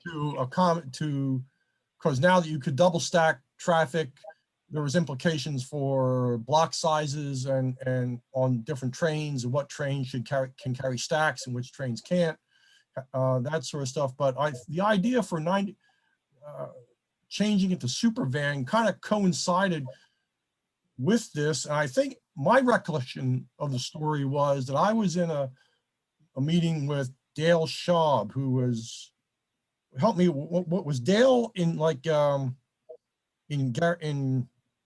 Gary Spiegel's job, Doug, at one time? Was he like general superintendent or assistant vice president of transportation? And I don't know whether Gary came off the central or what, but I think he was in a marketing frame of mind and just said, well, if we're going to roll out this whole new schedule, this whole revised schedule of trains, why don't we just change the name to on the trail vans, call them super vans? I really think that's kind of like my recollection of how that came down. Yeah, John, and to this, Doug, to Alex's point, Alex and Ed's point, the SV symbols were very short-lived. I'm looking at the schedule and terminal guide here for 1994, and interestingly enough, there are no SV symbols in here, but I remember it was very, very short-lived. And then jumping back real quick to Alex's point, Alex and Ed's point on TV symbols handling other traffic. Before the rerouting at TV11 used to make a pickup at in Reading and picked up the frames from Dana Corporation to take those west. And if I remember correctly, those are truck frames. Yes. Going on to I think to Janesville, Wisconsin. The other item going way back in the Wayback Machine is I was a train master in North Jersey, 86 to 88. And TV12 used to bring on the head end the 86-foot stock cars. Wasn't a lot of traffic because stock by rail was pretty much close to the end. But I remember as a second trick train master at South Kearney, several times TV12 came in and had between 1 and 3 stock cars on the head end. And what used to happen is if the crew had time, they made the set out on the P&H branch because there was a kosher packing house where those cars went. If they didn't have time, they came straight into the trail van site at South Kearney, and then one of the Y symbol yard jobs would take those cars and make the spot. And then the empties went west on the hind end of TV11. And I remember several nights being with the car department after, because train master and yard master at South Kearney were footboard, so we actually doubled up the trains. And I remember one night TV11 was so big it was on 3 tracks at South Kearney. Anyway, we got the train put together. We're there on the hind end with the car department for the brake test, and the wind shifted, and we had this empty stock car in the rear. So you can use your imagination for what that was like. But the point is, it builds on what you gentlemen have talked about in this workshop. That there were, the symbols said certain things, but there were allowances made for certain traffic. And just like any company, I mean, we made our share of mistakes, but I'll tell you what, there was a lot of things that we did right. And then making sure that these frames went west on a hot shot, that was a great move with TV11. And then bringing this stock east, I mean, that was hot traffic as well. Bringing that stuff east on the head end of 12, and the empties go west on the hind end of 11. So there's a multiple use. Way before anybody was talking about precision scheduled railroading and all this, Yes. how can you combine symbols and efficiently move the traffic? So it was being done. But, going back to the SVs, it was very, very short-lived. I've gone through trying to do some research, and with all the stuff I have, I can't find it. So maybe I'm just not looking in the right place, but it was really short. I got to speak up for Gary Spiegel. You can't call him a Penn Central guy. He was Erie Lackawanna in '65 when I was in Sharon, had long That's hair, right. and he was a yard master. Well, how about Awesome. Hey Howard? How about Dale Schaub? Was Dale off the central? I don't think so. No, I don't think so. I was always I was EL or Conrail. So Dale's father-in-law was he was there with Hasselman and Swanson and the boys, but his father-in-law would go on his way back to Buffalo. He'd stop in at he had a key to my office in Ashtabula.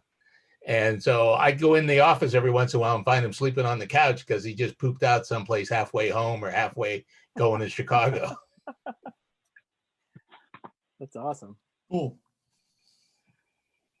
Excuse me, this is David Wingard. When they started with the double stacks or level cars. They had to stop we have a bridge here, and they had to redo the bridge before these multi-level trailer trains could roll through here. And what a mess. It took them about a year at least to get the bridge in full operation. Yeah, that was a huge undertaking, but it sounds like it had massive implications when it was done. I think that honestly that double stack project should be another presentation someday, because that's one of the first really big public private infrastructure projects post staggers that has been the model for the Heartland corridor and the Crescent corridor and a lot of modern day era projects that have since taken place. They even had to reconstruct the Glitz tunnels. Yeah. Yep. That's right. Yep. Yeah, that would be an interesting presentation. I can see it myself getting sucked into doing more of that. Oh, great. So good. So Rudy, we've got the next one, next meeting lined up. Hey, Alex, this is Doug. If you want to do something on that project, let me know. I'll work with you on it. Okay, cool. I got to scoot, guys, but that 86-foot boxcar that we're about to demount and remount, first thing I learned about 86-foot boxcars are once you get one set of wheels on the ground, the other set wants to roll over. So they'll flip in a minute. So please know it's going to happen and don't let it happen. Cool. Good advice. Thank you. Yeah, Alex and Ed, John here. I'd be happy to chip in too on the double stack stuff. That'd be great, because I'm not much of a researcher. We'd need some help there. That's good. That would be a good one. Yeah. Neat. All right. So All right. let's get this. Let's get going. Rolling, Right. but All right. So real quick, road railers were introduced in the 90s, and obviously they're special and they needed a symbol. So RR they got. Just one of the things that I think is interesting is that a lot of times, starting with the road railers, the road railer symbol correlated to the Norfolk Southern train number. Not every time, but a lot of times, if it connected to Norfolk Southern, since the road railers were done in partnership with NS, you'd see the same number carry from NS to Conrail. Another one is the multi-level trains, which is actually the auto rack trains, tri-levels, bi-levels, not double stack trains. That was, I have to guess based on John's comments earlier, that was also part of the restructuring in anticipation of the clearance project in Pennsylvania, because prior to 1994, auto rack trains moved under normal alpha style symbols. So this was the first time you saw that called out as a separate service. I remember the Buffalo line auto racks became ML 411 and ML 420. So the 411 would have been the PWBU, and whatever the eastbound was, I don't think they called it BUPW, but maybe they did, was the ML 420. And then the first one that I saw in Pennsylvania after the clearance project would have been ML 440, which was the Detroit to Doremus Avenue train. Hey, Alex, John here. Really, you just touched on a topic that's another article or book, because ML symboling came about with the establishment of an official multi-level network. There was in and around that time, there was a redesign of the service for multi-levels to keep multi-levels away from hump yards. And as part of the marketing labeling of that is you had fleets of dedicated multi-level trains, just like you had fleets of intermodal trains. Sure. And so that's why if you notice, if you look at the white book back in 92 or 93, contrast that with 94 or 95, you'll see a solid cluster of ML trains dedicated to just handling multi-levels. And that the that's kind of like the final result of the automotive guys always being kind of jealous of the priority service and high visibility that the van trains got, because they had their own unique set of symbols. And, you know, their customers, you know, GM and Ford, Chrysler, all the import autos were just as important to Conrail as the intermodal stuff, generate a lot of revenue. So they felt it's high time that they deserve their own train network. And that's what led to that. So that was a network within a network, just like the intermodal network was within the network. Interesting. And I can say by that time, the Union Pacific had their own alpha code to designate automotive trains. A couple other railroads did too. So that was starting to become a common practice by that time. So this was not just a change in symboling. This was a change in operation. This was right. Restructuring of the train network. Yeah, it took like John said, it took the multi-levels out of the hump yard, so it reduced risk of handling that type of traffic. It was in response to that. It was in response to what the big three were looking for. It also helped with fluidity at the humps, and coupled to that project was a project that I had the opportunity to be part of, which was called Part Stream, which hasn't gotten a lot of publicity over time. But what that did was that worked on it built on the already efficient movement of auto parts and then increased that. And the tagline for Part Stream was, "It's about time." So if you think about that, there's ways that you can interpret that it's about time. So that was similar to the multi-level network for finished vehicles, and the big three were always hot to trot to get parts, because as the GM folks told us in a meeting, we will not shut down an assembly plant. So I also think that these multi-level cars reduced a lot of the trailer trains coming through here.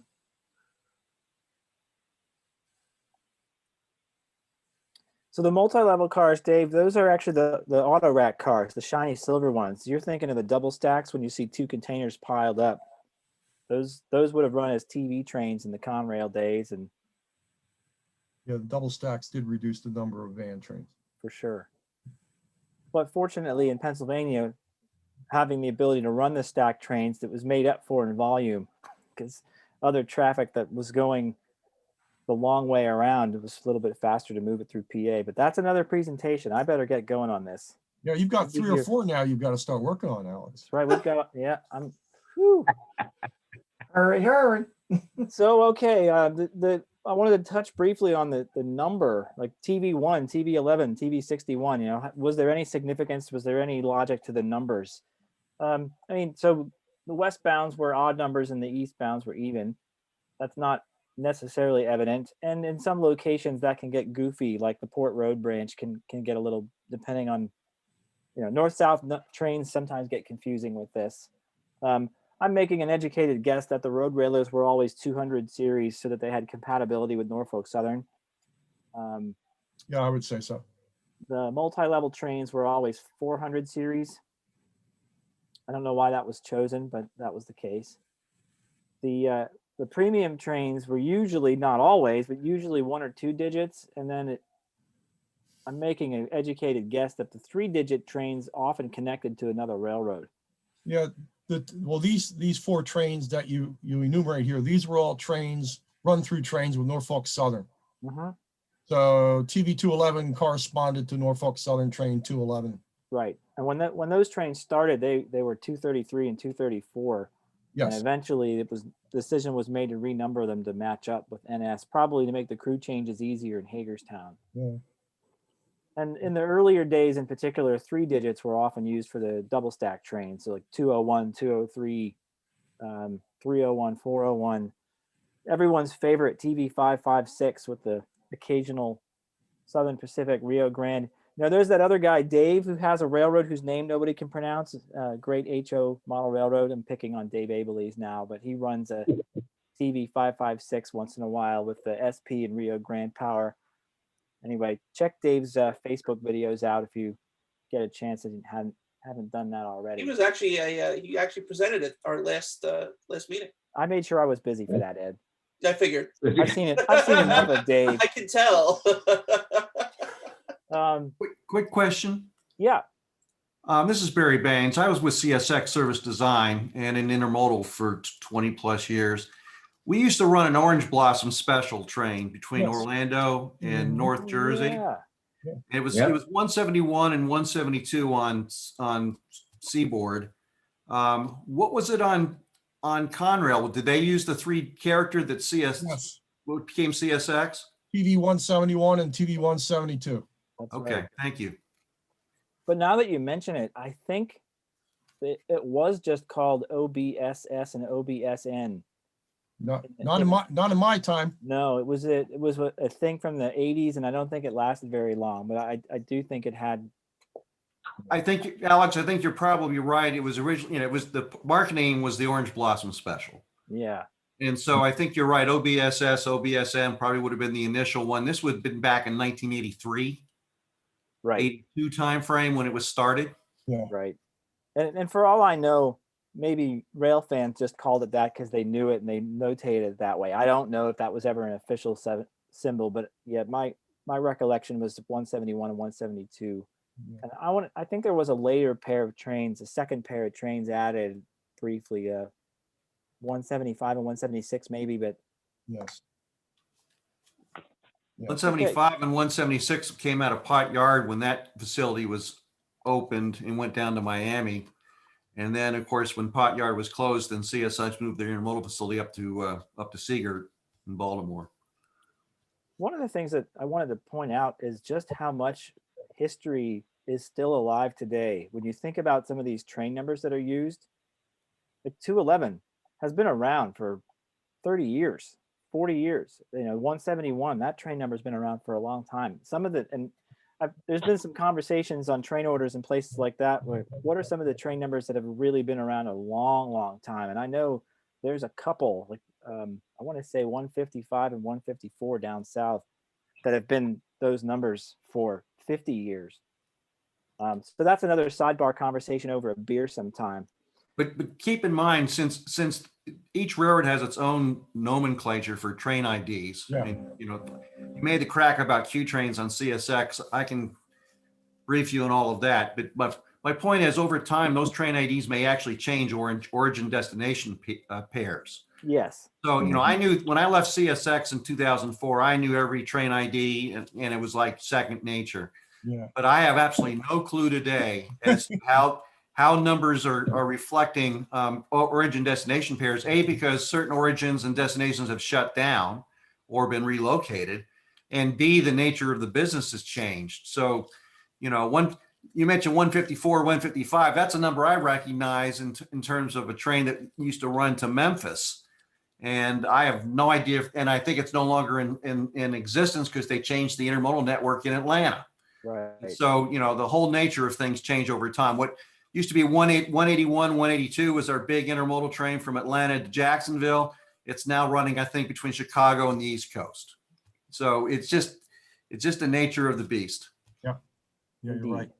Yeah. Alex, while we're looking at suffixes here, did M for Mike mean anything special, or was that just an alternate section? I used to see TV3M all the time. Was that just like a routine alternate second section of TV3? Because I don't recall a TV3. I just recall TV3M. Okay, yeah. So there was a TV3 that regularly ran through Allentown. I want to say it was a South Kearney train that went to St. Louis. St. Louis. Yep. So TV3M would have been a Morrisville yard origin. Yes. Alternate section. You see in Pennsylvania, you saw that quite a bit. You would see an M or an H or a K to indicate Harrisburg, Morrisville, or Kearney. In fact, there was a one day a week TV2HK because it was regularly TV2H by then, and they ran it to Kearney instead of, so they called it HK, which I always thought was fascinating. Just call it TV2. So the E was for your empty trains, which I always hear the term bear table as a kind of a BNSF term. I don't know what Conrail would have called it, but there were no trailers on an E. So they would be, to me, they seem to be run as extras so that it didn't replace the regularly scheduled, say, TV3, because I would see TV2E and TV3E quite a bit in Allentown as a kid. Yeah, But bare table was a common term on Conrail as well. Okay, that's Yep. good to know. That means I can call it that when I run it in my basement. There you go. That's right.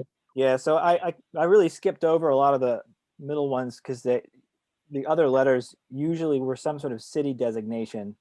If we've got any New York Central, Chicago line types, is Dave Abeley's on here? He would know this. Like TV10B, I think, was a Boston section. Yes, TV10B would originate either normally at Selkirk.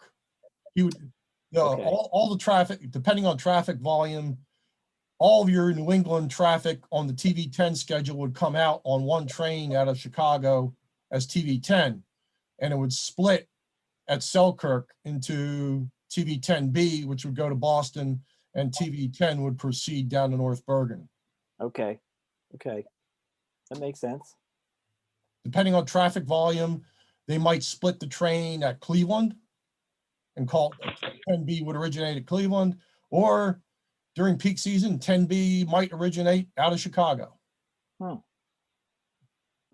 Yeah, and in later days it did, and it was briefed as required from Chicago, but daily from Selkirk. Yeah, and it was TV10 was, in the hierarchy of van trains, TV10 was a train you really did not want to mess around with. Because the big customer on that train was UPS. Another example of this would have been the longtime TV61 and TV62 symbols, which would have been used for Elizabethport to Chicago trains in the late 80s, early 90s. Eventually, you only saw TV61. Then that went away, and then there was just a 61A and 62A, and that's kind of an interesting one too, because 61A was from Allentown to Chicago. No, I'm sorry, that was 61H. That's right. TV61H went Allentown to Harrisburg, and 62A was Harrisburg to Allentown. Right. Yes. That was you eliminated running TV61 the entire distance from Chicago to Allentown. You were able at some point we were able to get the Allentown traffic onto the Harrisburg train and just terminate 61 at Harrisburg. Yeah, right. The let me think. There were a few exceptions to this. The TVLA is one, and I think that was a kind of a marketing thing. It was the hot shot westbound, taking everything into Santa Fe. Yep. There was a TVPI for a while. I never saw it. I think it was a bit before my time, and I believe that was one attempt to bring some of those Conway intermodals east. I forget what was behind that one. Then there was TV Zero. Does anybody know about TV Zero? Empty. It was a regular train. I don't know why. It was the only time I ever saw a Conrail train named Zero. I think it was empty. We used it for a while as a symbol for the empty train out of Kearney. Okay. It was. I'm looking at late in the game here book, and it was Tuesday through Friday, Chicago to Harrisburg. Really? Okay.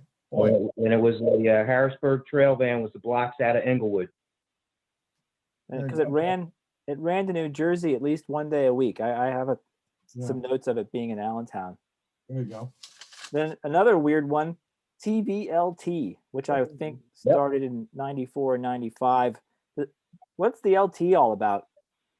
LTL. That was a one day a week train and originated in Chicago on Saturdays. Okay. And it was for LTL stuff. Yeah, LTL carriers like Conway, Consolidated Freightways, Roadway Express, Yellow, those guys to pick up the because a lot of the transcontinental traffic would land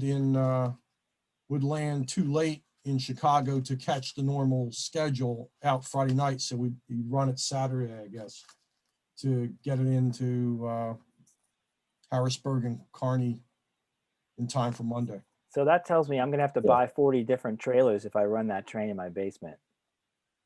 Yeah, and you need to stock up on RTTX cars and pups. That I got. Yep. Awesome. This is awesome, by the way. This is exceeding my wildest expectations. I love being able to talk this over with you guys. Yeah, I think this is turning into a 2-day banquet, this conversation. Like the Lexington group kind of a thing. Yeah. Okay, before I get off this slide, which is a pretty picture, you could get some interesting combinations like TV2HX or TV2ME, and that is a TV2ME that I photographed in 97. So going to Morrisville with bare tables. And I love how the can opener logo is glinting in that shot. Okay. It gets boring. The intermodal section was fun. The rest of it kind of goes downhill because Ed and I started to run out of time. No, are you kidding? Now we're finally getting to the slides that I did. Well, all right, good. Then go ahead, Ed. I'll chime in. I know there's a few things I'm going to chime in on, but why don't I shut up and let you take over for a bit? Yeah. So locals and yard jobs, were a lot of the actual, the fingers of the tree, so to speak. That those were. There were two separate symbol sets. There was W for way freights, locals, and Y for yard jobs. And one of the things that I find particularly interesting about this is that in a lot of cases, it's, you would see things symboled as a yard job that actually, did some switching outside of, yard limits. But I believe that it had to do with crew agreements. And one of you guys, hoping will chime in here about this, that, work was basically like if you left the terminal area, and that the, yard meant that you didn't, right? So, for example, one of the symbols I was looking up was a local that worked out of Frankfurt Junction in Philadelphia that went down and serviced a couple of the industries, away from the yard. And what I found was that actually had a yard symbol because it was still within the terminal. It's not like it was it's not like it was like a road freight that left and traveled over the road and then went to do work there. So these symbols, so you had the W or the Y, you had the division, right? Philadelphia, Harrisburg, etc. Then the terminal where it came from. In this one example that we're looking at here, this is Allentown. All the yards typically had their own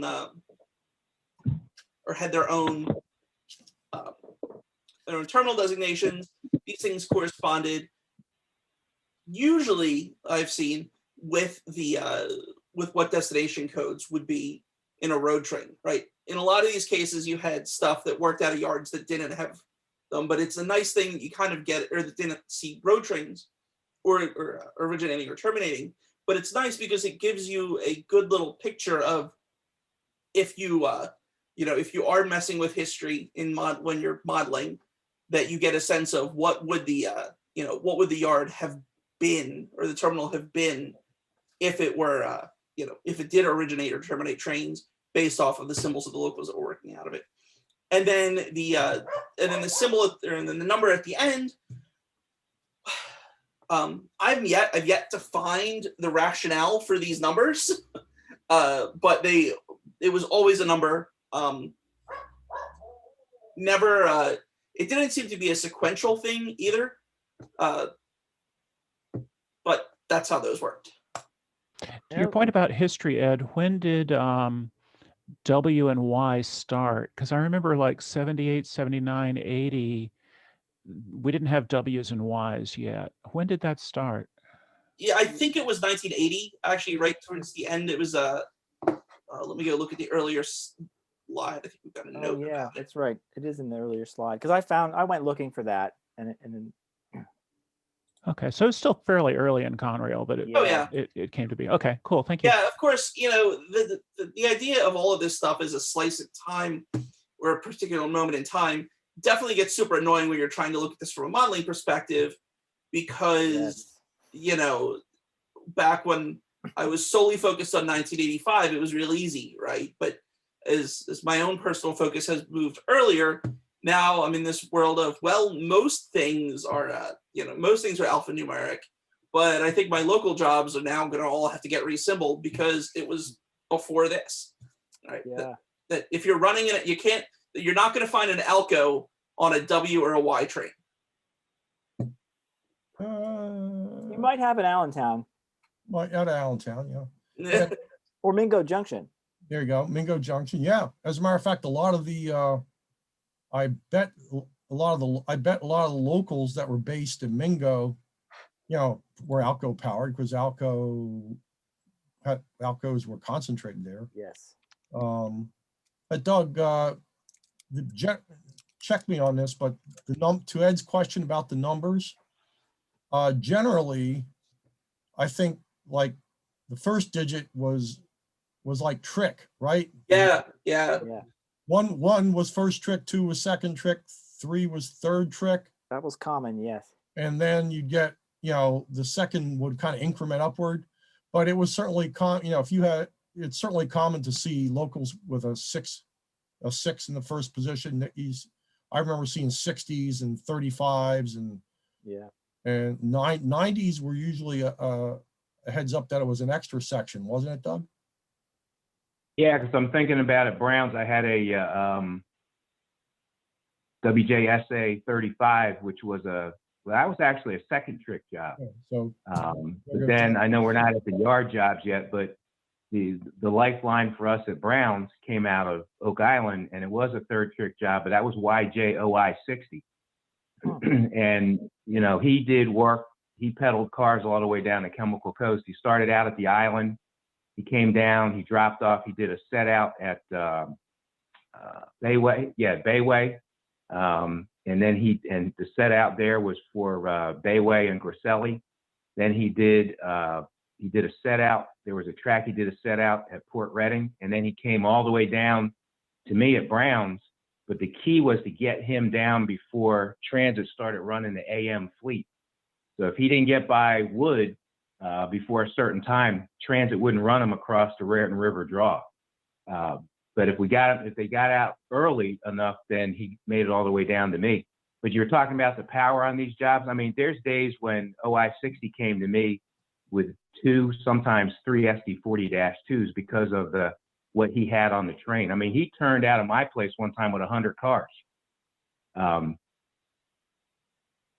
Yeah, I mean, that's a really good point that, when people hear locals, you picture a little G10, 3 boxcars and a transfer caboose, but there were truly monstrous local jobs like this, right? That there was that, speaking of Jersey, I know that the trains that would run down the Pensgrove were often monsters as well. Yeah. You look at it, you're like, oh, all right, that's a road train. No, that's a local. Yeah, it's a local.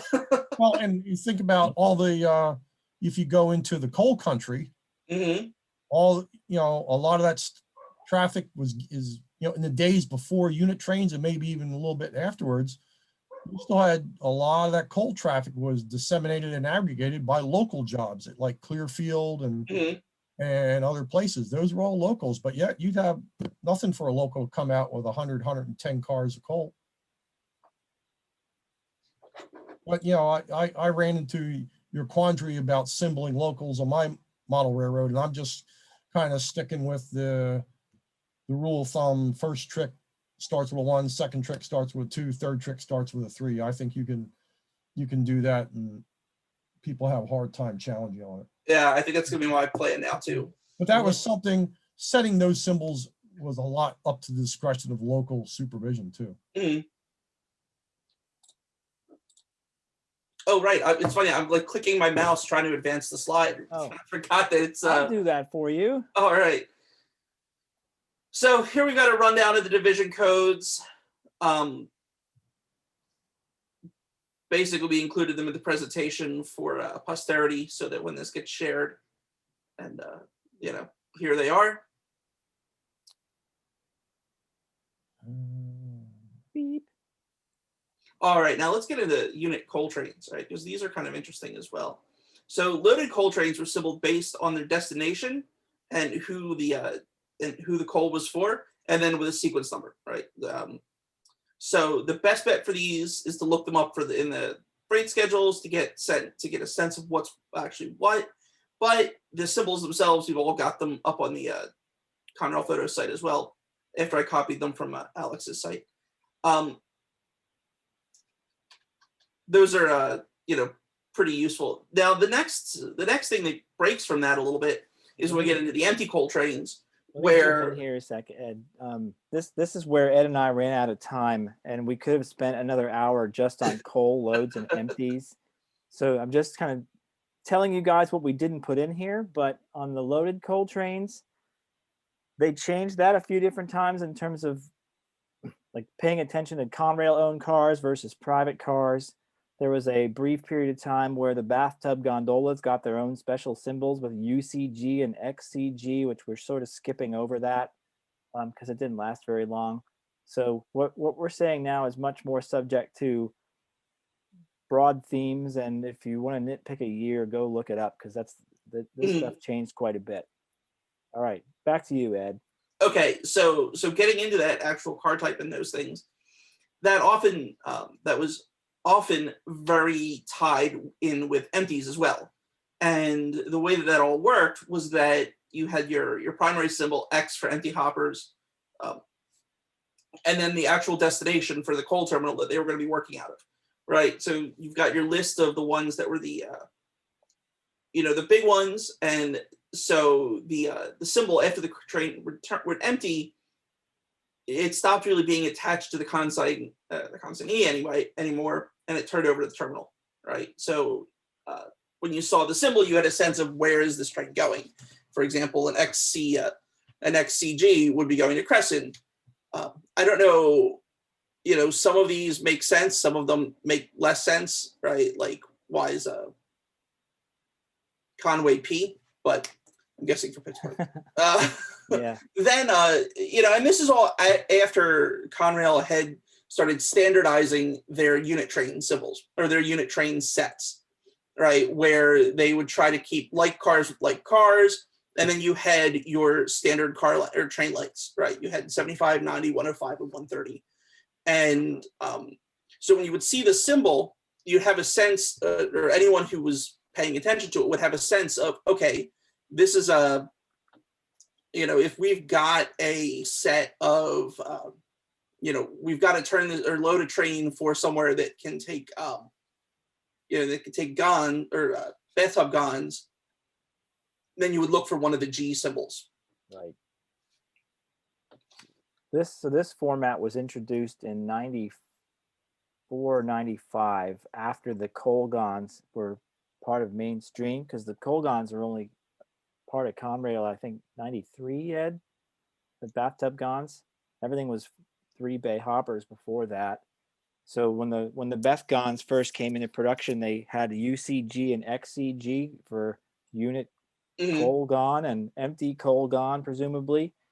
That lasted only maybe 6 months, but I have UCGs and XCGs in my notes in Allentown going up to Portland, and they had a letter code for the consignee in that brief iteration. Then I think they said to hell with that.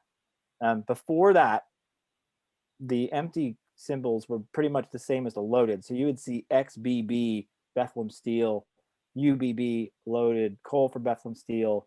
And even through the end of Conrail, if you had coal empties going back to another railroad, you typically saw something like XNS, empties to Norfolk Southern, or XCS, sometimes XCX, both going to CSXT.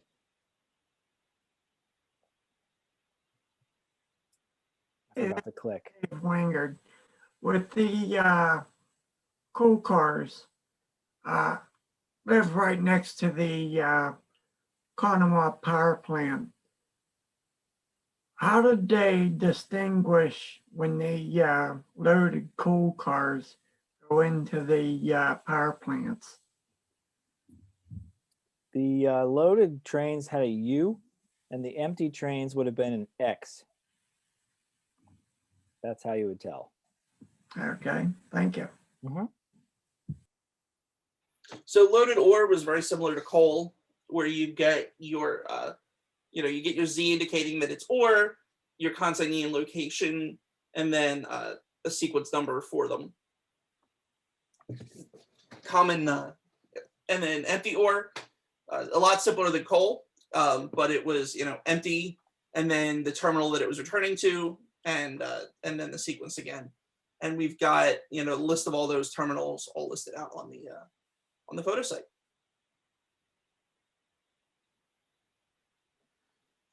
So in the later 90s, when Conrail was getting into the unit stone business, they needed symbols for those as well.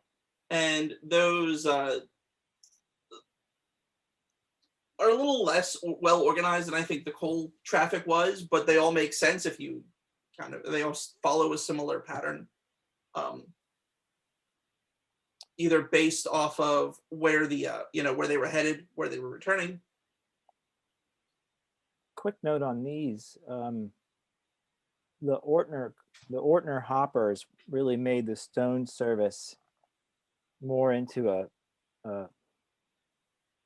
less of an ad hoc thing and more into its own service network as well, not unlike the multi-level trains. And Dr. John, who's here today, we both know a gentleman named Dan Mazer, who was involved at Conrail in the 90s. And so he's told some stories about making the pitch to get those Ortner hoppers purchased and start running unit stone trains as their own trains. So that wasn't so common prior to that time, according to what I've heard.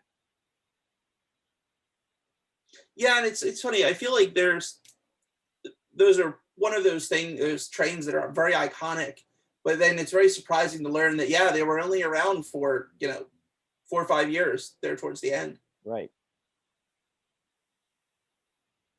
On that, there were also experiments with the conveyor train for short haul stone movements, self-unloading.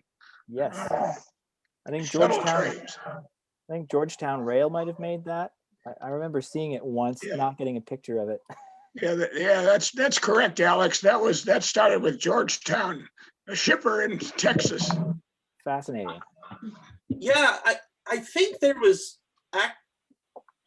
you know, it was either an article in the Quarterly about it a couple of years ago, or I'd seen a great presentation on it. I think it was a presentation at Conrail Days at the Railroad Museum of Pennsylvania. Yeah, John Titterton. Yes, John Titterton, who was in charge of the conveyor train. He did a fantastic presentation on that years ago. Yeah, and in addition to stone, it was also used in the central portion of South Jersey, Central Jersey, to move sand. Yeah, I think that's a lot of what his presentation was about. Really, really interesting operation. Yep. You want to keep going, Ed, or do you want me to take this one? You can take over. Okay. So here's some miscellaneous stuff, things that were interesting and didn't always follow the same pattern. So loaded grain trains were GR with a third letter for the destination. So there was a photo at the front of this. It was GRB, a grain for Baltimore. I picked on GRD4 to Dover, Delaware, because, well, the Delmarva Central's in Dover, Delaware, and I think that's neat. The grain empties used a J and then 2 letters for the destination. There were a lot of different destinations in the books that I looked at. So I picked out JLC to Lily Chapel, Ohio, which is on the Camp Chase Railway now. The orange juice train, what a cool train. I missed that one. Whole train of orange reefers. Anyway, those were the OJT. I think I don't know how they were numbered, actually. I haven't seen very many. Alex, a footnote on that. That went back to Tropicana. And if I remember correctly, it certainly started back in the days of the Penn Central. I believe so. And it ran up until PSR, basically at CSX. It ceased to be a unit train. And also the demand for orange juice had been going down, and so that wasn't generating the same volumes. And there's also been disease in the Florida orange production. That's another problem. So some other ones, the paper trains that used to run out of Lock Haven up to Erie for Hammermill paper, the HPA 1 and HPA 2, that was pretty neat. That's one of the least photographed of all Conrail trains. I'm sure. I never saw it.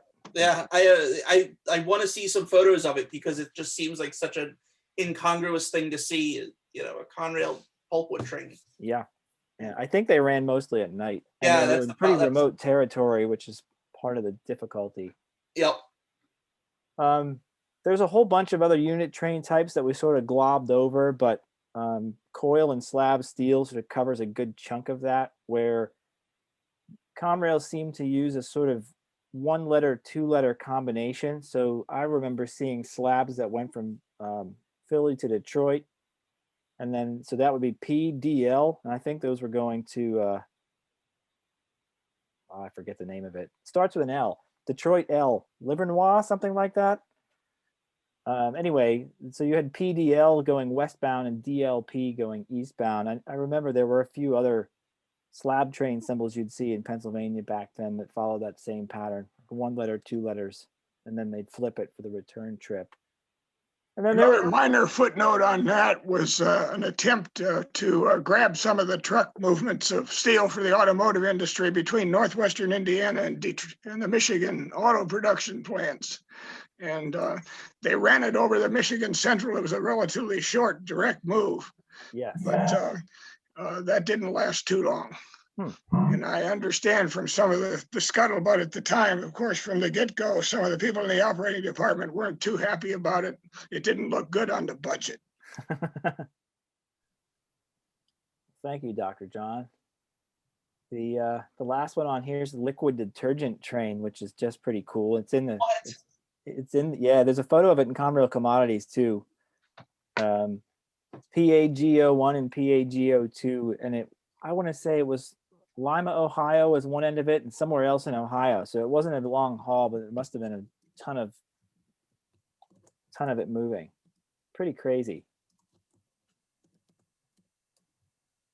Ed, why don't you take this one?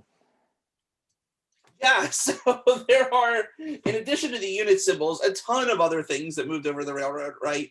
Ballast, circus trains, farm road detours, helpers, military moves, all of this, they all had their own special prefixes, you know, generally corresponding to what type of move it was, that someone just hearing the symbol or seeing the symbol would have a pretty good sense of what it corresponded to. And then they would have a three-digit number that corresponded usually to where the train originated, right? Which division it was: Philadelphia, Harrisburg, Albany, Pittsburgh, Dearborn, Indianapolis. Yeah, most of the time it would just be the division and then 01, because there usually wasn't more than one or two of these things running a day. I mean, I remember you would see, like, if you had a bad derailment and a lot of detours, you could get 103, 105. With the detours, they would try to keep those even odd numbers, but we might actually have a picture of, hey, look, I have a picture of one. So yeah, one other thing that, you know, there were a lot of cases where you had other railroads running over Conrail, and we're kind of ignoring all that because, again, there's a lot to talk about here. So, you know, what were Amtrak trains called? In my area, the Delaware and Hudson used the alphanumeric type symbols, and Conrail just used those. They didn't give them special Conrail symbols or anything like that. And then as the CP took over, they just called them 555, 556. I always thought it was funny because they were still called D&H. All the way up to the end, it was called D&H 556, even though it was Canadian Pacific for however long. So I do have one I wanted to talk about real fast on the previous slide about the helper symbols, because I think that's something that, you know, I've seen references to, but I've never actually dug too much into, and I was wondering if anyone had anything interesting to say about that. So, you know, for example, in the major helper districts, like out and around Altoona, were the you know, each individual helper, I'm assuming each helper crew would have its own symbol that it would be addressed by, or were those things often just addressed by engine number? Yeah, Ed, I think that they did have symbols. I'm not sure what they were, but again, you know, geeking out here, I went back through my archives, and when I was on an inspection team, one of the crews I rode with from Altoona to Conemaugh was an empty hopper train. It was an XSO 29, 93 empty 100-ton hoppers going back to Shire Oaks. And I rode with the helpers crew that day. They had the 6654 and the 6655, so two SD45-2s. Nice. But I don't remember if they had their own. They may have had their own symbol, and I just didn't take that down on my notes, but I was concentrating on what they were doing and concentrating on what the train symbol was. Like I said, I've got the hopper train, the empty hopper train symbol, but not a symbol for the helper crew. But I think they did have assignment designations, but I don't know what they were. I would think they'd have their own ID because crew management has to be able to assign them to their job. Yeah. Right. I'm gonna jump in here and say they did have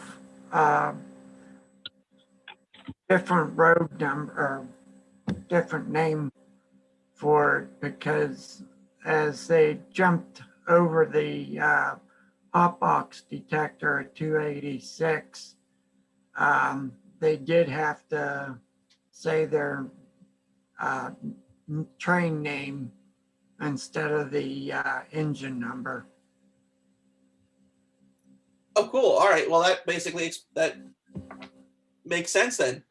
Yeah. So Ed, my recollection, I started hanging out in Crescent at the Station Inn in about 94 and made several trips out that way at that time. And the helpers on the radio just used their engine numbers. I've seen photos taken in places that didn't have as heavy a helper district, like Eastern Ohio and places like that. Sometimes you would see a helper symbol used in a photo caption. I'm assuming that's how the photographer got it.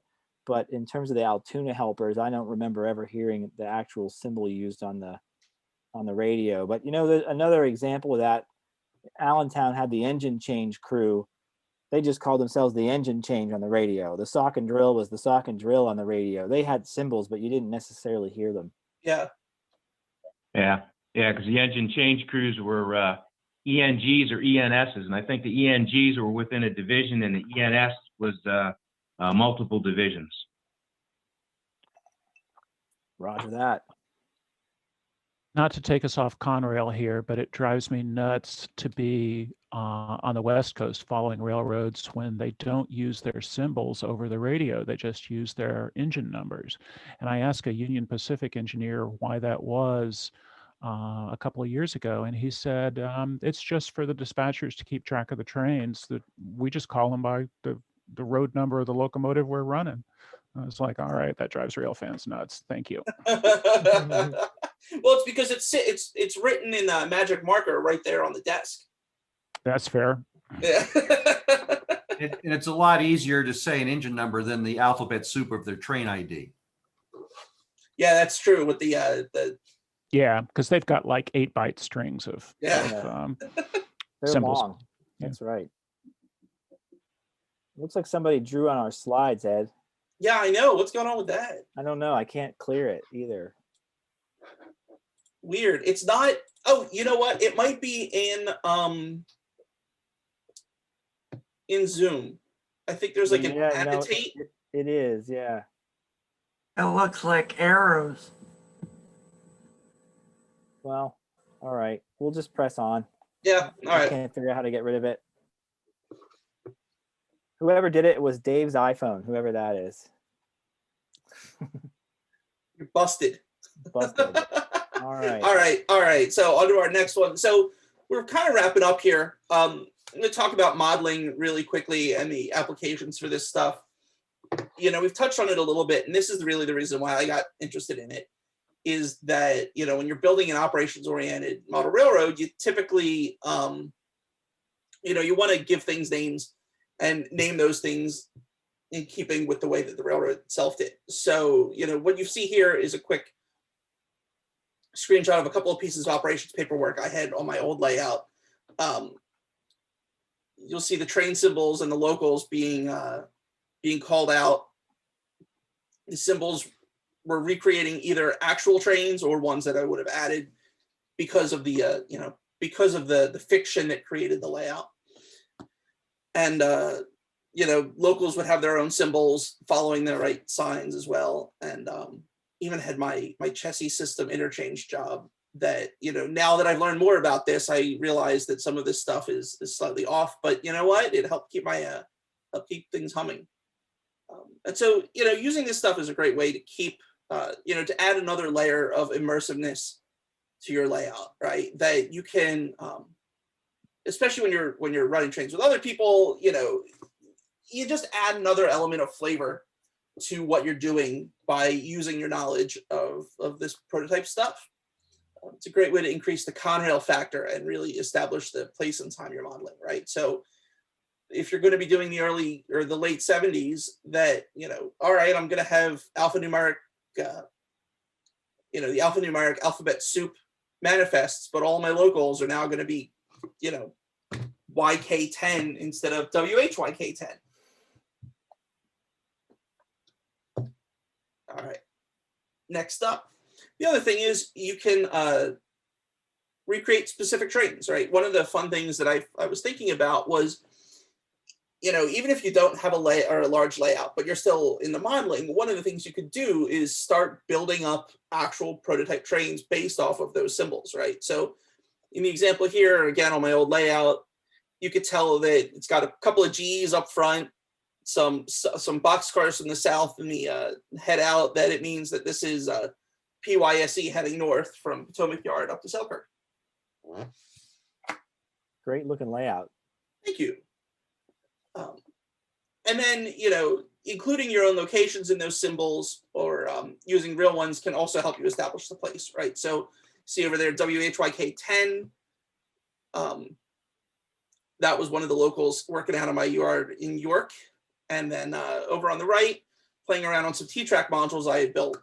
That was YPFJ41, a yard job doing industry switching out of Frankfurt Junction in Philly. Nice. Nice work. Thanks. You make N scale not suck. You know, that's I'm my an HO goal. guy. That's my goal. I feel like, you know, I've been an N scaler my entire life, and I've always had that little chip on my shoulder.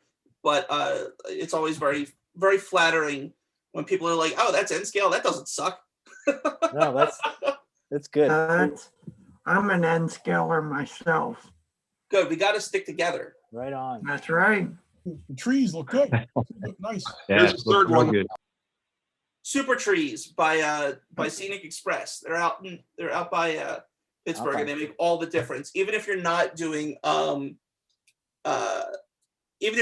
winter, you know, even summer, they just change, like they're real game changers. And part of it, I think, is because they're taller than most, you know, commercially available trees, and that fixes the ratio and proportions and things in ways that really help make all this stuff sound, you know, make this stuff look more realistic. And Eric, you are 100% right, my man. So this is what I was talking about. If you don't have, you know, if you don't have room for a layout, using an individual train as a modeling project to help focus your efforts, right? That, like, if you look at CAPI over there, you've got a, when you go to the hobby shop, you're not just looking around like, oh, what looks interesting, but you can actually build towards a specific direction, right? That, and that's a really great one, because you can see, oh, look at that. There are a couple of cans up front, and then a block of auto parts cars. And then it looks like some covered hoppers further back. And it's the bud stampings out of Philadelphia going to Detroit. Same thing with ALCA. ALCA was one of my trains from my youth growing up. I grew up just outside Frankfurt Junction. And I remember watching this with my dad and always being perplexed. Well, not being perplexed, but, you know, the idea that there was a caboose on both ends of the train just seemed like a natural, normal thing until much later. And I realized that it was because of that weird runaround move that they had to make until they built the connection to get, you know, to make a direct shot down the Reading line, or the Harrisburg line, and then into Frankfurt Junction. those are two really good examples, Ed. I see those pictures and I knew what those trains were. Yep. You know, some of them are a bit more cryptic, but those are some nice obvious ones. So you guys remember Touch Trace, 1-800-228-4661. That was how you found out your symbols back in when you were taking pictures. That's how you figured out what it was. I called that number way more than I should have, and somebody in Philly should have been looking at their phone bills and they'd have seen my number in Allentown come up a billion times. They would have thought you worked for GM or something. Yeah, or Norfolk Southern. Yeah. Why are all these traces out of Allentown? So yeah, if you're interested in looking into this and doing your own research, we wanted to give you guys some comments on that, you know, because Ed's done a lot of research for his railroad. I've done a lot for mine. So of course, Ed's got the new resource on the CRHS site, which I've linked again for your convenience. Multimodal Ways has a lot of the white books scanned and available, and that's a huge resource. I recommend you download whatever you think you need, because stuff like that, you just never know how long it's going to sit out there. Yeah. The database I built as a college project in '97 is still online and it still hasn't been hacked, because it's just text files. Good luck. But anyway, I didn't really modify it so it looks like it's really old, because it is, but you can feel free to take a look. I think it's from 90. The schedules themselves are probably from 98. So that's a point in time in 98 there. And then one of the things I've done is this: once I find a train I'm interested in, I just do searches for it at the various photo sites. And I've had a lot of good luck getting some interesting pictures that way. We'll repeat again that this stuff is all point in time. So if you're nitpicky about it, like I am, getting good dates in photos or dates in your materials is important, because these things changed a lot. And while I appreciate that we've got some high power former Conrail folks in this presentation, I've also talked to a lot of people who are not necessarily directly involved with service design, and they came up with all kinds of crazy reasons for why the symbols were what they were. I'll never forget one well-renowned retired conductor telling me insistently that ZBB, the ore train to Bethlehem Steel in Bethlehem, was called ZBB because it went by Zoo Tower. No, that's not why. I know I don't work for the railroad, and back then I was just a dumb kid, but I still knew that's not why it was ZBB.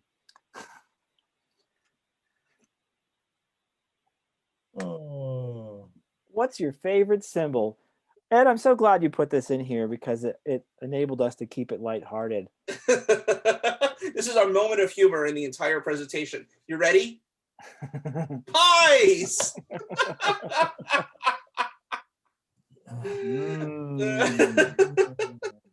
But this really gets into another great topic around these things. And that's, you know, when you have this alphabet soup, eventually you're able to start putting them, they start assembling themselves into pronounceable things, right? So you got pie, scene, toast almost won on that previous one, you know, cappy, coin.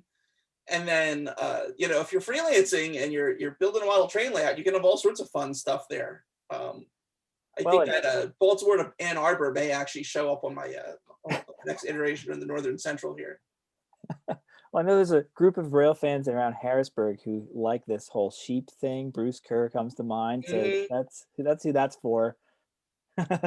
Yeah, I need to find the figure of him mooning someone from the front porch of, of an SD40-2. Clearly, bah. You couldn't be a Conrail rail fan and not end up in a conversation like this, where they got a lot more coarse than what I've provided here. I tried to keep it fairly PG-13, but people would make up all kinds of locations to justify certain 4-letter symbols, like South Hamburg to Industrial Terminal, you know? I think that's our last slide. Yeah, I think that's finally the end of our end for us today. Yeah. I think, well. Oh, there's the text. We have to give them the text. What? No, I was going to say we should have included a quiz at the end here. Oh, yeah. You only get credit for this course if you pass the test. This presentation on the symbols was fascinating and very well done. I will say that. Alex, a question. Yes. Did Conrail Service Design ever put out any documentation that basically specified their train symbol process or symbology? I mean, CSX did. I mean, there's a standard guide that explains train IDs on CSX. There wasn't an equivalent for Conrail? Yes, it's in the white book. Right. Okay. Yep. Yeah. Page, in the last white book issued, it starts at like page 310. It's a explanation of symboling of first it talks about the through freight trains, and then it talks about locals. Okay, because maybe it's a misinterpretation on my part, but I got the impression that a lot of this work was done through detective work, not necessarily referencing a reference book. Yeah, and a lot of that is because, for one, you've got that aspect of things being a point in time, and also, there's the. I think it's funny that that's there in the book, and then the rest of the book contains plenty of examples of not following those rules, right?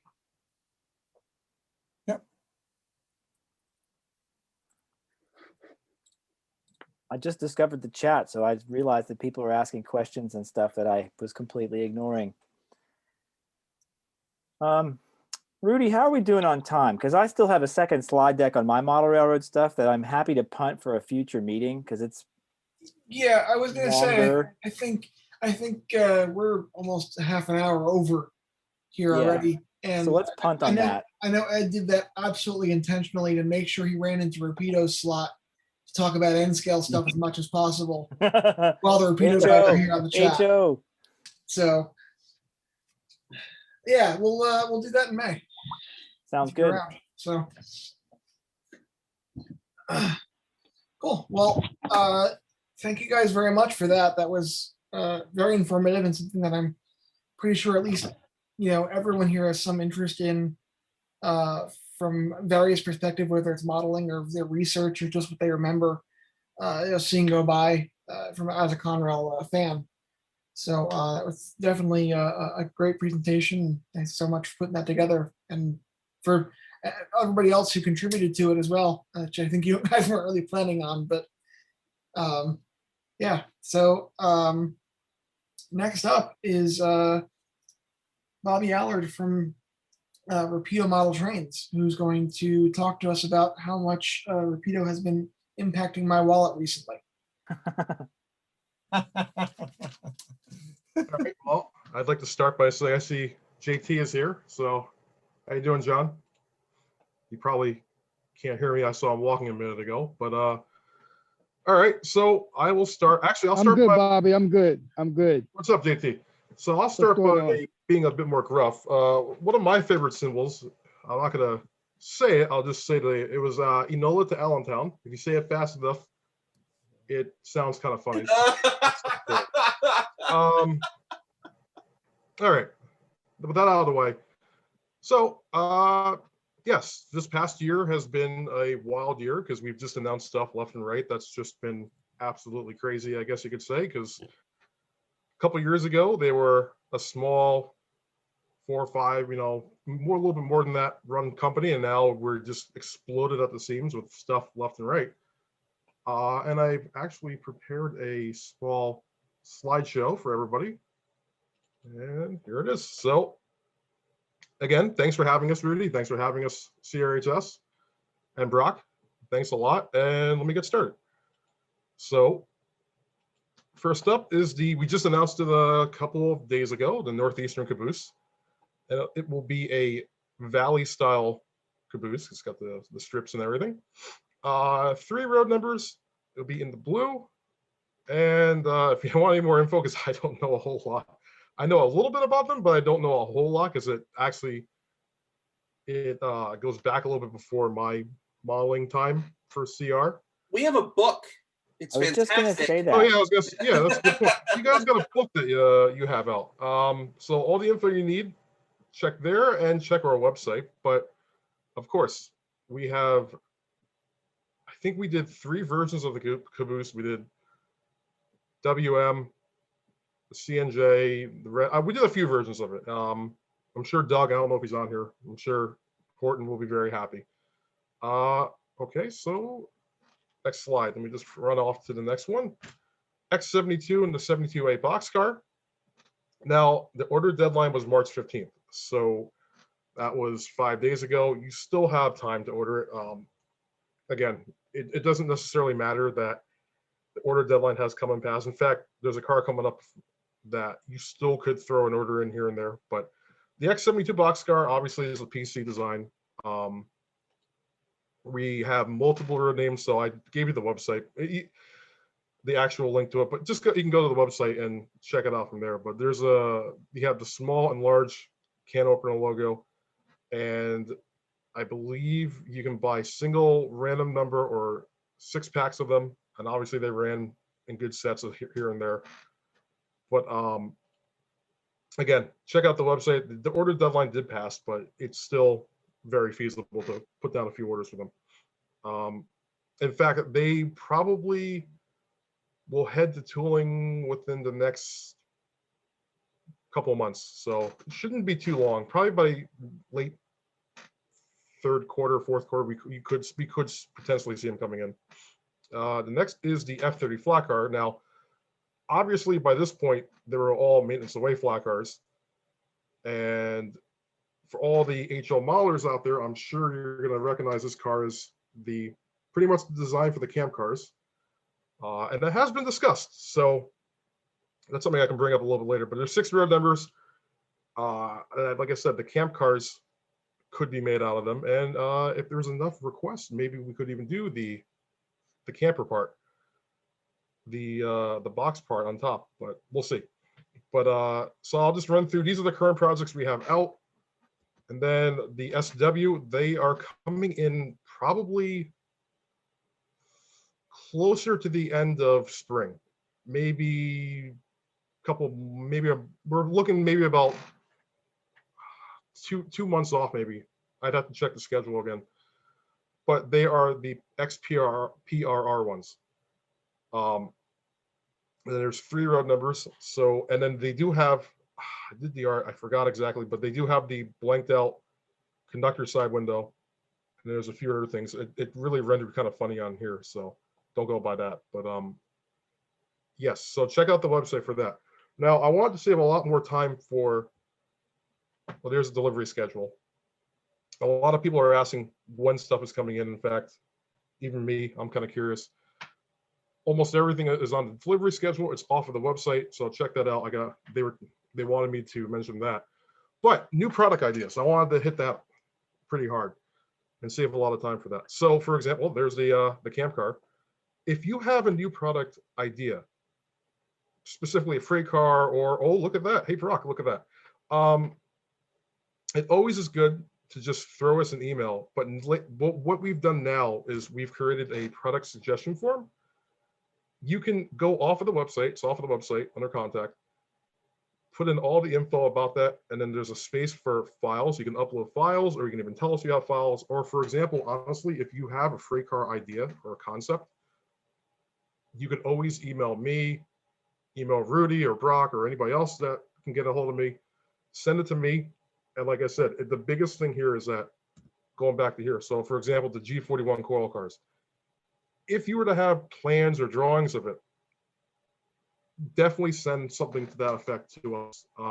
We are always looking to do new freight cars. We're always looking to do new ideas. And even though they are they're kind of a one-way car because of, they usually ran between Coatesville and I forgot exactly where. It is something that if it generates enough sales, it actually would be a very good car to do. Now, we haven't run the Continental cars in a while, but if we do, we can do that. And apparently there's a book coming out later this year that I think that might even highlight stuff like that in there. But it's something that we definitely can do. And again, there's the camp car. But don't just limit it to this. If anything else you can think of, just shoot away. If you have ideas, if you have drawings really help. If you don't, or you know how to get them, that also can help. But any ideas you got, anything that you think would be a very good seller. And like I said, it doesn't necessarily have to be multiple road names. I think that's a misconception that a lot of people have. It helps if it has multiple road names. And there are some companies I know that really don't want to look at it unless it does have multiple road names. And even us, we do like multiple road names. If it has 2 or 3 or 1, but it has long legs on it, that's by all means, it's a good project. Just as a note, and if anyone has any freight car ideas, the Conrail Historical Society has a full set of Conrail freight car diagrams from 81 to 86. So if someone sends Rapido a freight car idea, we can usually back it up with a diagram. And by all means, because we're definitely looking to expand even what we have right now. It sounds crazy because we have a lot right now and we have a lot more coming, but we're always looking to do new freight cars. And I think right now one of the biggest things is they're not necessarily driving away from the Canadian style cars and locomotives. We still have a whole lot more that's coming and want to do, but more in the American market, it also helps. So anything you can think of, Conrail, PC, PRR, or NYC, anything of that flavor, just if you have an idea, shoot it over. And like I said, the suggestion form helps, but if you want to contact me directly or someone else directly to contact me, by all means, the line is open for everybody. Now, I got one question. Yeah. Oh yeah. Ask away. These are all HO? Yes. Right now, N scale wise, I believe actually, I can't say that. N scale wise, we don't have a whole lot right now. Most of the cars we have are, well, really don't have too many freight cars. Most of the stuff in N scale we have is mostly Canadian stuff, but we are looking to expand. So for example, anybody in N scale, if you want something in N scale, suggest away. We have a few more things coming this year, but we always can look to do more. I mean, that's the thing. We always want to continue on and drive forward with it. So anything you can think of in N scale that would sell. And the big thing with N scale is it's a different beast because there are the prototype modelers and then there's the Kato style modelers, as I call it, because they're the ones that a lot of people like to buy the sets of just, random, like a whole set of a train or a passenger train or like a coal train. So it's a bit tricky when it comes to the N scale market because there definitely are a lot of prototype modelers, but there's also a lot of people who do like set type stuff. So if you have an idea for N scale, that's another way to look at it. Definitely dive into it. Send us a car you think, or a locomotive that you think would do really well. In fact, I have a few ideas I think would do really well, but we'll see if they come through at the end of the year. Now, this is probably the moment everybody wants to hear about. Maybe some people have an idea where I'm going next because this has been a hot button topic. On the forums, Facebook, we've been getting emails. If Dave Abelis is here, he probably knows. The E-units. So I'm sure everybody wants to know about this. Yes. Now, let me explain real fast. 4022 can be done off of the Amtrak show we have right now, with the exception that we'd probably have to reconfigure the actual pilot to get the HEP receptacles into it for the Pullman scheme, or the green scheme, I mean. But now, a lot of people have been asking, before I dive into the photo here, why we didn't do them on the first run. It's a handful of different reasons. One of them was we heard, well, one of the things that we heard was that we didn't think they would sell, or they were too expensive, or too many changes. Well, none of that is fully right. The schemes we picked for the first run were all schemes that we knew that we could get multiple phases out of. Probably the most difficult part is 4020 and 4021. So if you see here, the batten strips on the sides were removed for whatever reason. That Conrail did it. They removed the batten strips. So with that, the shell now became, I mean, like obviously the dynamic brakes and the HEP part, that's something you can add very simply. But once they remove the batten strips, this now becomes I guess you could say 2 of a kind. So in order to do the 20 and the 21, it now will need a whole new side. So if you see here, they're all gone. That's not that difficult. I mean, that could be done. What might be a little bit more difficult is, and this is the part for you guys, we'd love to do them. Now, granted, we're looking at a few years down the road because we still have to get the run out right now, and then by a second run is still, we're still in the first run. The second run is still feasibly about 2 years down the road, if that, maybe a little bit longer. But the big thing that I would ask would be for the customer, for you guys, in order to do this would be something that if they are announced, I know a lot of people like to wait to put pre-orders down sometimes. Sometimes there's 2 ways of doing it. You can put your pre-order down directly or through the hobby shop, or I know a lot of people like to take the wait and see approach. I would 100% say, if you can, and I fully understand the wait and see approach, especially for people who want to wait and see if the details are right before they buy. I understand that. I'm not going to argue that. That's completely understandable. But for some people who want to just, they'll just take the, when it comes out, I'll grab it. I would suggest that you put your pre-order down right away. And the reason for that being is you put it down right away, you're going to ensure that we get more orders. It's going to look better, and it'll definitely help push getting more things right. Because, for example, like the F59PH right now, if you've noticed, it's been out for a little while. It's going to cycle for a little bit longer, and then the order deadline will come probably a month or 2 from now. The problem is that it's been cycling for orders, and that's where I would not want to see the E8s get stuck. I really would like to see them get announced. For me personally, orders are there, they're in, they're good, they're set. You don't have to worry about them not being canceled or one being canceled or the other. So like I said, 4022 is very simple to do because of the way the shell is set up off of the Amtrak one. 20 and 21 are going to be a little bit trickier. But with that said, also there's pilot differences though too. This is where things could get tricky, although again, at least it's a separate piece, but the pilot does have differences. So for example, the HEP receptacles on 20 and 21 don't fully match up. And then 22 has its own, but the angle of the pilot is different on all 3, slightly. Now, with that said, Overland was able to do it, but Overland's able to do it because of they have different, the way they tool it, they can do it differently. What I would say would be, if we did it, and if we combined one with the other, what type of reaction for you guys would that bring?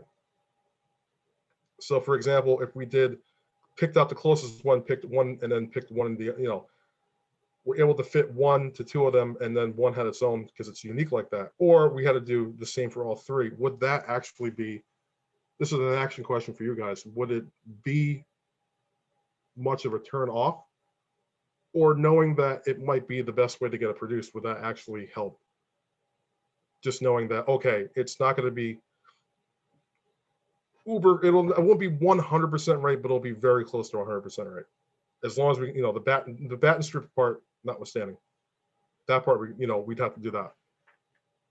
So that would be a question I would ask you guys to think about. And something else I would say would be, I assume everybody would want the non-ditch lights and the ditch lights as a polybag part or as an add-on part down the road. But again, that's another issue because the way they were mounted was kind of funky because they were mounted and then they had a bracket with them. So we'd have to figure that part out. But like I said, an action question for you guys would be, because the pilots are all different, they might have to be streamlined, or they might have to be, or we could make at least one or 2 specific. But like I said, I asked you guys that question. You don't have to answer it today, but that'd be something to think about for the future. It's something that definitely could be done. But like I said, in order to streamline stuff for the factory, for everything else, you might have a slight problem with the pilots. In my discussions with most people, because obviously I'm where a lot of people come to me, they come to me asking about these sorts of things. The pilot on 4022, obviously, that, like you said, that model's a lot easier for you guys to make. So I would like to see that pilot as it is, but then understanding that there are very minute differences between 20 and 21, including even the exhaust fan cowlings. They're different, and not many people realize that, but they're actually different between those two units. One has a perpendicular side to them, and one has an angle to it. But from what I have talked with most people, if they could see a 4022 that as it was, and then a 20 and 21 that was a combination of the best you could get out of them, most people would be extremely happy. And then the expert modeler who wants to make it 100% prototypical, they have a base to work on from that point. And I will say, like most people that I have talked to, that is their thought process on that. We understand that you can't be an overland in this situation, and that we will be very happy with a Pullman green, as you can closely get it 99%. And the one thing I would say is that I think like the MU detail, that could be a separate part. So for example, 4021 had a the dual one. That's something we could figure out how to make a separate part. And then obviously 22 and 20 both have the single, and then 20 also had the one down there. That could be a separate part. So the way I look at it would be, if we could streamline 20 with 21, even though it's nice that they have the chop out there, and have 22 with its own pilot because of the HEP receptacles being on the side. I think that would be the best, because obviously even the cutouts by the coupler are slightly different. I really would like, again, personally me, I'd love to see us get spot on with this, but we'll have to see. And again, the other thing though too would be like pre-orders. Pre-orders can always drive how well something does, and I hate making it sound like a business concept, but there are limitations on what can be done. And again, that's why I really want to get this right for you guys and see how much we can get right to make this as close to 100% as possible. Bobby, this is Dave Abelys, and what an absolute thrill to even be looking at this as part of a CRHS presentation. I think I have no problem saying this is about as exciting as I could get for these three units. And personally, I agree with what was just previously said. If we want to take it to the next level, we can take it to the next level. The key is to get with Rapido's quality and Rapido's drivetrain and modern tooling. The kit bashers can go crazy on whatever they'd like, but just to get to this far is fantastic. So I'm very excited. I would have no problem if we used a combined pilot, for example, at least on the Onondaga cutoff. So looking forward to working with you on this as we go forward. This is great news. Oh, we'll be working with you. We got, like I said, I was talking to you the other night. We got some stuff coming. Nice. Did I say that? I was gonna say, when you first start these, start with the original ones first. Because when they first started the OCS, most typical people like the originals first. And that leads me to the next action question I had for them. If we do 4022 in the all blue, and we did all three at the same time, because it might have to be done that way, will that be overload for you guys? Because are people likely to so putting it in a better way, would that be overload for some of you if we did 4 E units at once? And I could see that very well possibly being overload for people, and I don't blame them one bit. Hey, Bobby, this is Wes Reminder. And so just wanted to comment on both of those. So the pilot differences to me are really not that important. Honestly, we can always make those better. I think one of the bigger things that would be important would be the horn location would be huge. Having that angled bracket come down with the horn sitting on top would be a big part of the project, I think. But also, you know, I have a set, the Overland model set as well, the 3 of them, and they're not all 100% correct either. So, you know, we always reference the Overland model set being totally correct, and they're not. If you look at the back of all 3 of the E's on the Overland model set that I've got, they're all wrong. So I think, you know, we call those those are the best you can get right now. But I think even if you had differences in HEP cables on the front of the pilots, it would be completely irrelevant to most people, I think. So yeah, I also would say that I know for Brock and I, we'll take all 4, all 4 right off the bat.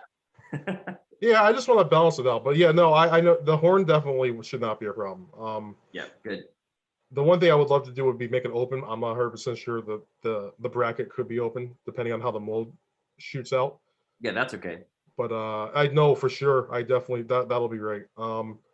And even the deflector, we're putting it onto the Amtrak one we have right now, so I can't see that being a problem either. Now I say that, and if we don't do it, don't shoot the messenger. But I can't see why we wouldn't though. But again, no, that's just all good to know because I definitely wanted to basically show everybody what's involved in this. And like I said, going back to the batten strips, this might be the biggest challenge. And I think, like I said, with enough response, and it sounds like there is a great response for it, I think that this is definitely something that should be looked into, you know, for a second or third.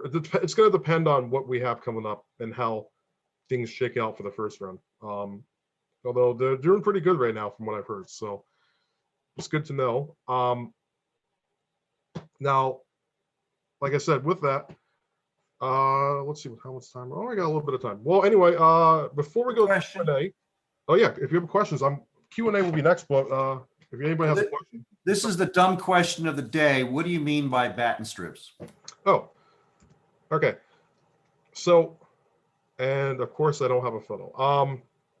On 20 and 21, or most E units, they have a strip that comes down the side with bolts on the side. You can kind of see where they used to be. Mm-hmm. For whatever reason, Conrail decided to remove them and made them a smooth side along the sides here. It almost kind of looks like something like that, but they removed all of them on the side here. So if you notice, it's all flush and straightforward.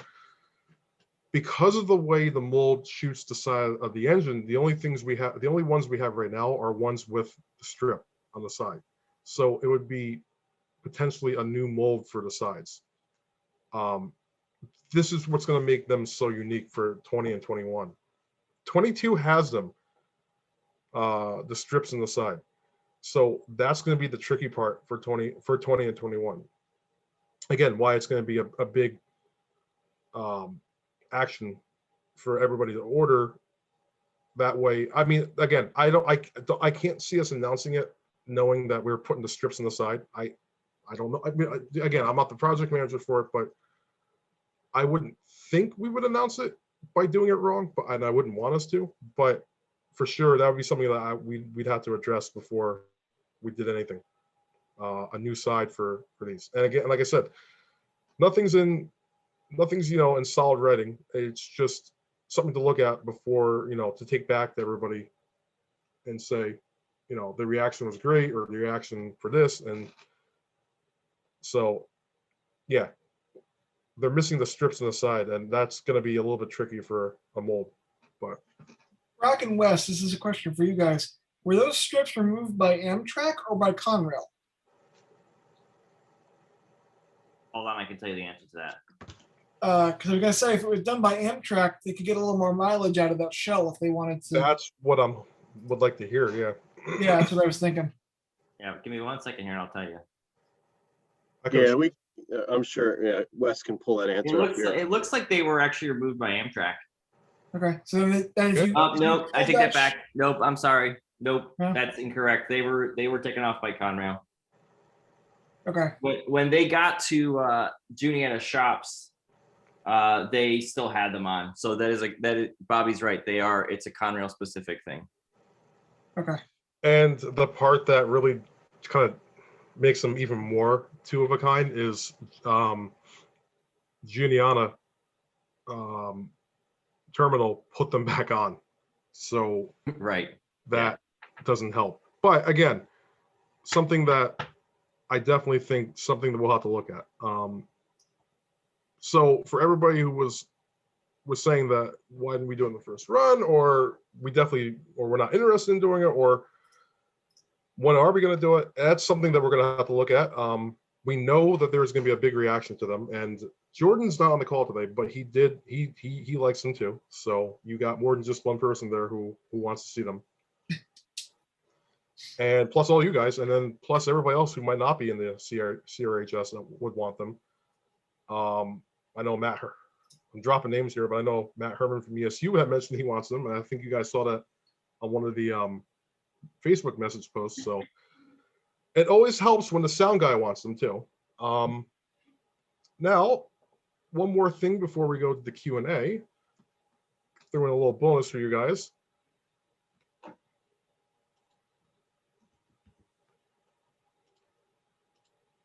Here we go. And there is Mail 3 popping through Bern in the summer of '98. I was with my dad seeing that. Awesome. I think JT, you've seen this before, but just note that almost everything here is gone. You can't sit here anymore. Well, I don't know if you can or you can't. I haven't been out there in years. The most rare of everything is probably still on the roster. Everything else is gone. So C39 is gone. The 50 is gone. The gas tank is gone. And I'm sure the 89 or 75 flat is gone. The signal's gone. The signal's gone. That's right. Everything is gone. So now open it up to Q&A. If you guys have any questions whatsoever, fire away. I'm more than happy to take all your questions.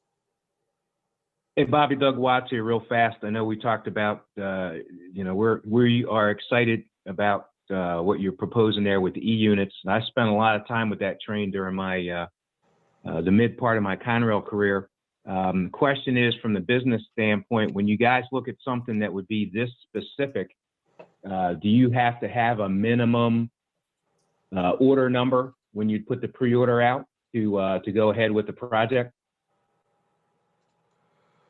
Yeah.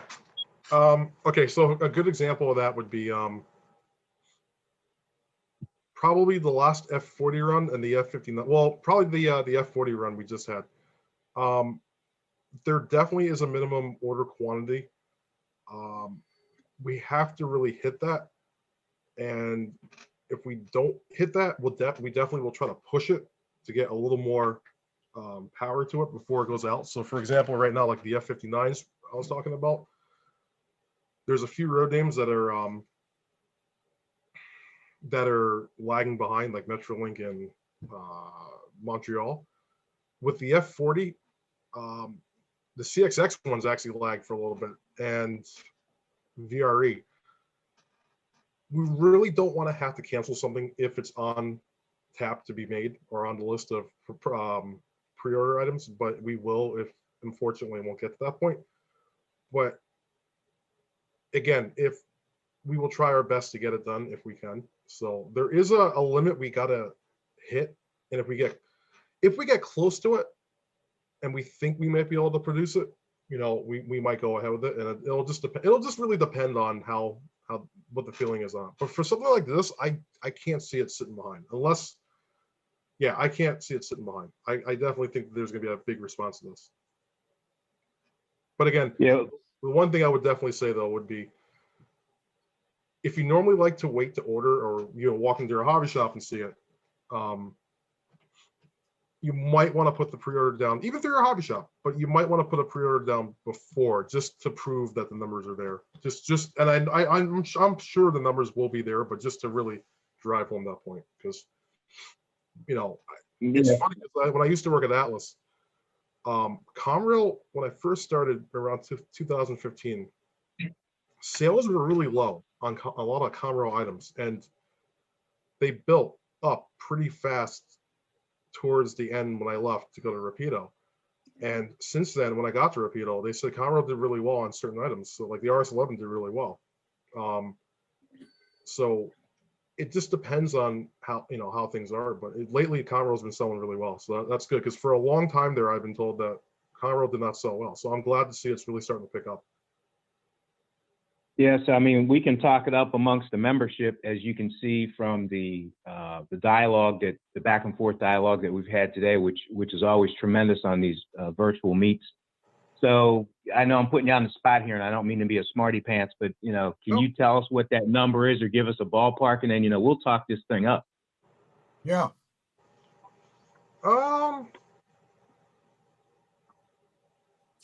Let's see. Get it over.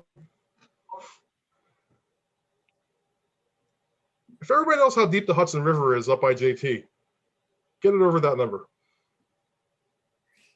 I'll let JT sit a number, or I'll let you guys figure that one out. Hudson River's pretty deep up there, so get it over that number, and you can. We'll be happy.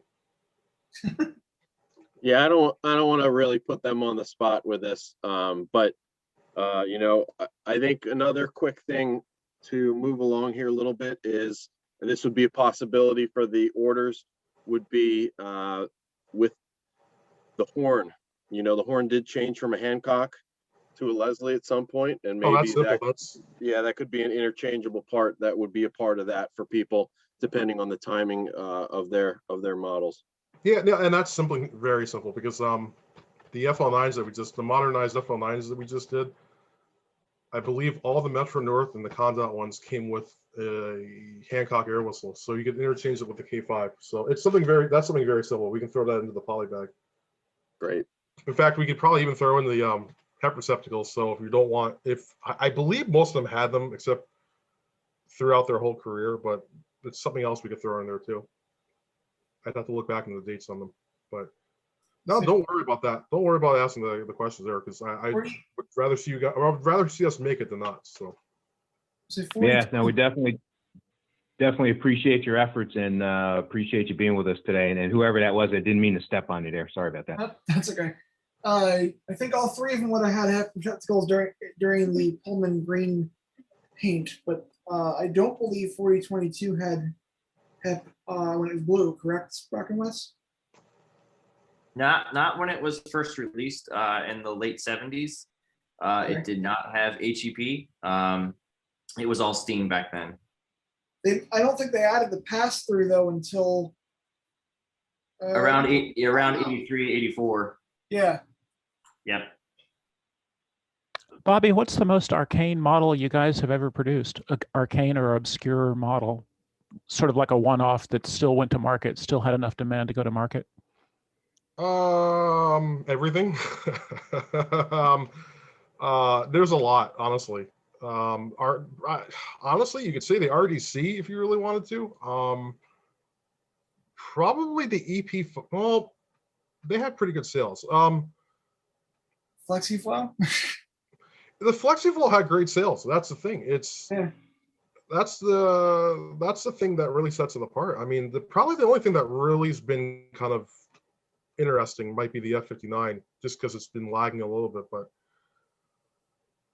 it's one of those ones that you could say where you just don't know why, because now we have the cars to go with it, and for a while, like Metrolink, that's the only thing that they had out there besides the eyes. But probably the most unique thing might be the EP5, but that's done really well. Well, you know what? No, maybe the Turboliner, but the Turboliner looked like the sales might have been low, but they skyrocketed towards the end. So okay, thank you for your time. By the I way, appreciate it. Turboliner's coming to your layout someday. So if anybody's got any questions, just fire away. I wanted to quick mention too, obviously, if we get wheels moving on a project like this, Rapido has already made car 11 in the past, obviously not painted for Conrail, but that may be something that, as long as we go the worth and that it's worthy of of moving forward with the E8s in time, possibly since the model is already made by them, that there could be, possibilities for a rerun of car 11. For sure. And actually, the one thing I would say though too would be, because there's going to be a little bit of time before, if maybe this project does get enough legs and zooms off. The one thing I would say would be, in the meantime, the cars that we don't make per se and other manufacturers make, for sure, just fire it up and get everybody else to make. Like, for example, some of the tail cars. I know Lionel is working on the theater car. I don't know what happened to that. I haven't been following, but just press everybody to get the cars out. And the more cars, the more feasibility that the engines have something to pull. So that's the biggest thing. That Exactly. Yeah. Overland released the NS F9s, but they have nothing. They really have what? Well, they have one car to pull, and you got to paint the rest of them, or get the MTH ones that aren't right. I mean, that's the big thing with executive trains is, in order to make an actual decent looking train, you have to really kip ash and scratch build some of the cars. And if there are more cars in the market, it's really going to help drive a project like this. I'll mention too that on my website, I talked about, because I scratch built Conrail 1 and 4, which are former Southern heavyweight cars. And those former Southern heavyweights represent quite a few Conrail and Norfolk Southern and private car owners, and they are all essentially the same. The biggest differences are going to be some of the roof hatches in the top, which you could even just apply something like that possibly separately. Like, here's two different types of roof hatches, but that a Southern car that is the heavyweight observations could cover lots and lots of business cars with one shell. The window arrangements are the exact same as are the end details. So that would be a car that would be really cool to see Rapido do, and you guys could do a really good job with it and sell a lot, I would imagine. Yeah, no, something to think about. And that's the thing. It's not just, like I said, other manufacturers. It's not just them though too. We can definitely look at doing more stuff too, because we definitely, like I said, the right now the big gap we're looking at is freight cars, some passenger cars, and then obviously, if you've noticed, we're just announcing locomotives left and right now. And but yeah, for some of the cars, I mean, I definitely think that would be great to do. And for example, like 55, technically Walters could do it. But again, like I said, just fire away with all the people that you think can make these too, even if it's something that we don't necessarily have and may not look like we might do, or we may, or may not, but just fire away, because the more the better at this point. Yeah, and thanks for the B367s, and thanks for even considering the E's. That's really awesome. I love seeing them on Dave's layout. So thank you very much for considering the E's. Oh yeah, no, for sure. And that's something that we definitely did look at. And like I said, it wasn't feasible this time around, but again, second, third run, getting far and far ahead here, but it's something to look at for sure. And I don't see why not at some point, but you never know. So I really would like to see them, because I too would like to have a set. So it'd be something nice to be able to at least work on, a little bit on. But yeah, anybody have any other questions? Any plans for the Roar Turboliner and N scale? Keep watching. Maybe not. It would be kind of nice though. I admit that it would be very nice, and it would go along with the whole set thing. But we'll see.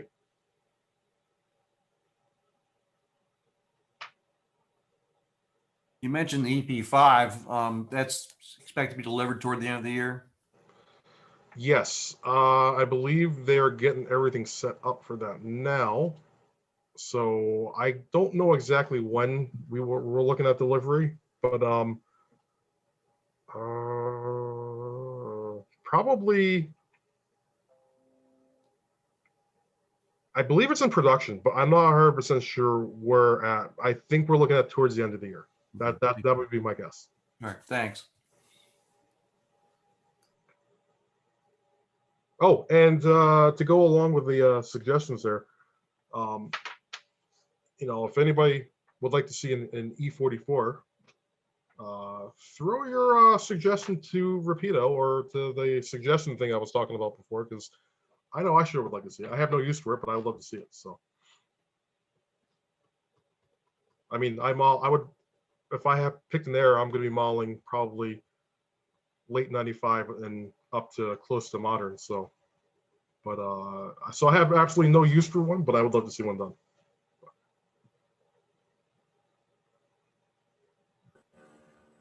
I like the SD80 Max and the SD50s. Well, the 50s have been done, but they would be kind of neat though, to be done correctly. But there will be, yeah, there would be something kind of neat.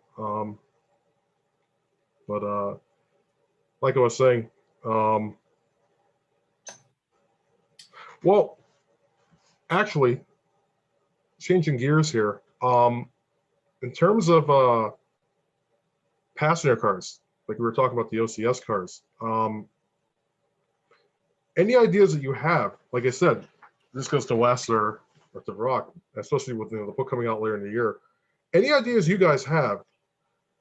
The passenger car thing might be a little bit different, where if the more road names, the better. So any ideas you guys might have, like you're talking about the Southern cars, shoot them over to us. I think you might have on a few of them, but just keep shooting them over to us. Yep. Pass them to Jordan. Now I know Conrail didn't have any SP cars or XXP cars. That would help immensely because Jordan likes the SP, but yeah, you really can't make that connection. Well, there was one. What was it 24? The research car. Oh. The the Mile Master was an SP car. That's right. Car 22. 22. There you go. That's right. Forgot about that. So there's one. Well, yes, that's true, Rudy. That's very true. I hate to say it, but 22 was pulled around by a B23-7 more than it was pulled by an E8. Oh, yeah. But still, any car I don't have to paint is nice. Be nice to do all of that, yeah.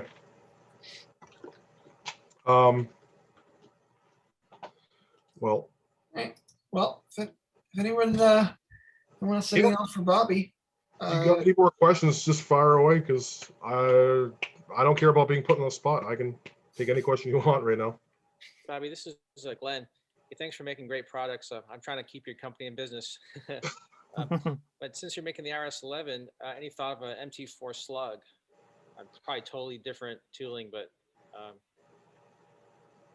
they're somewhat related. Well,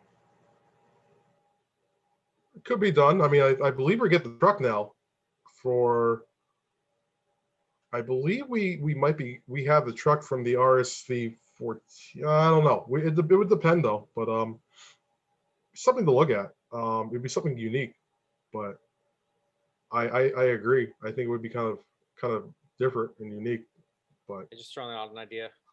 No. I do like it, honestly. I would get it, but well, let's put it like this. We've been getting suggestions all the way from the B23-7Rs to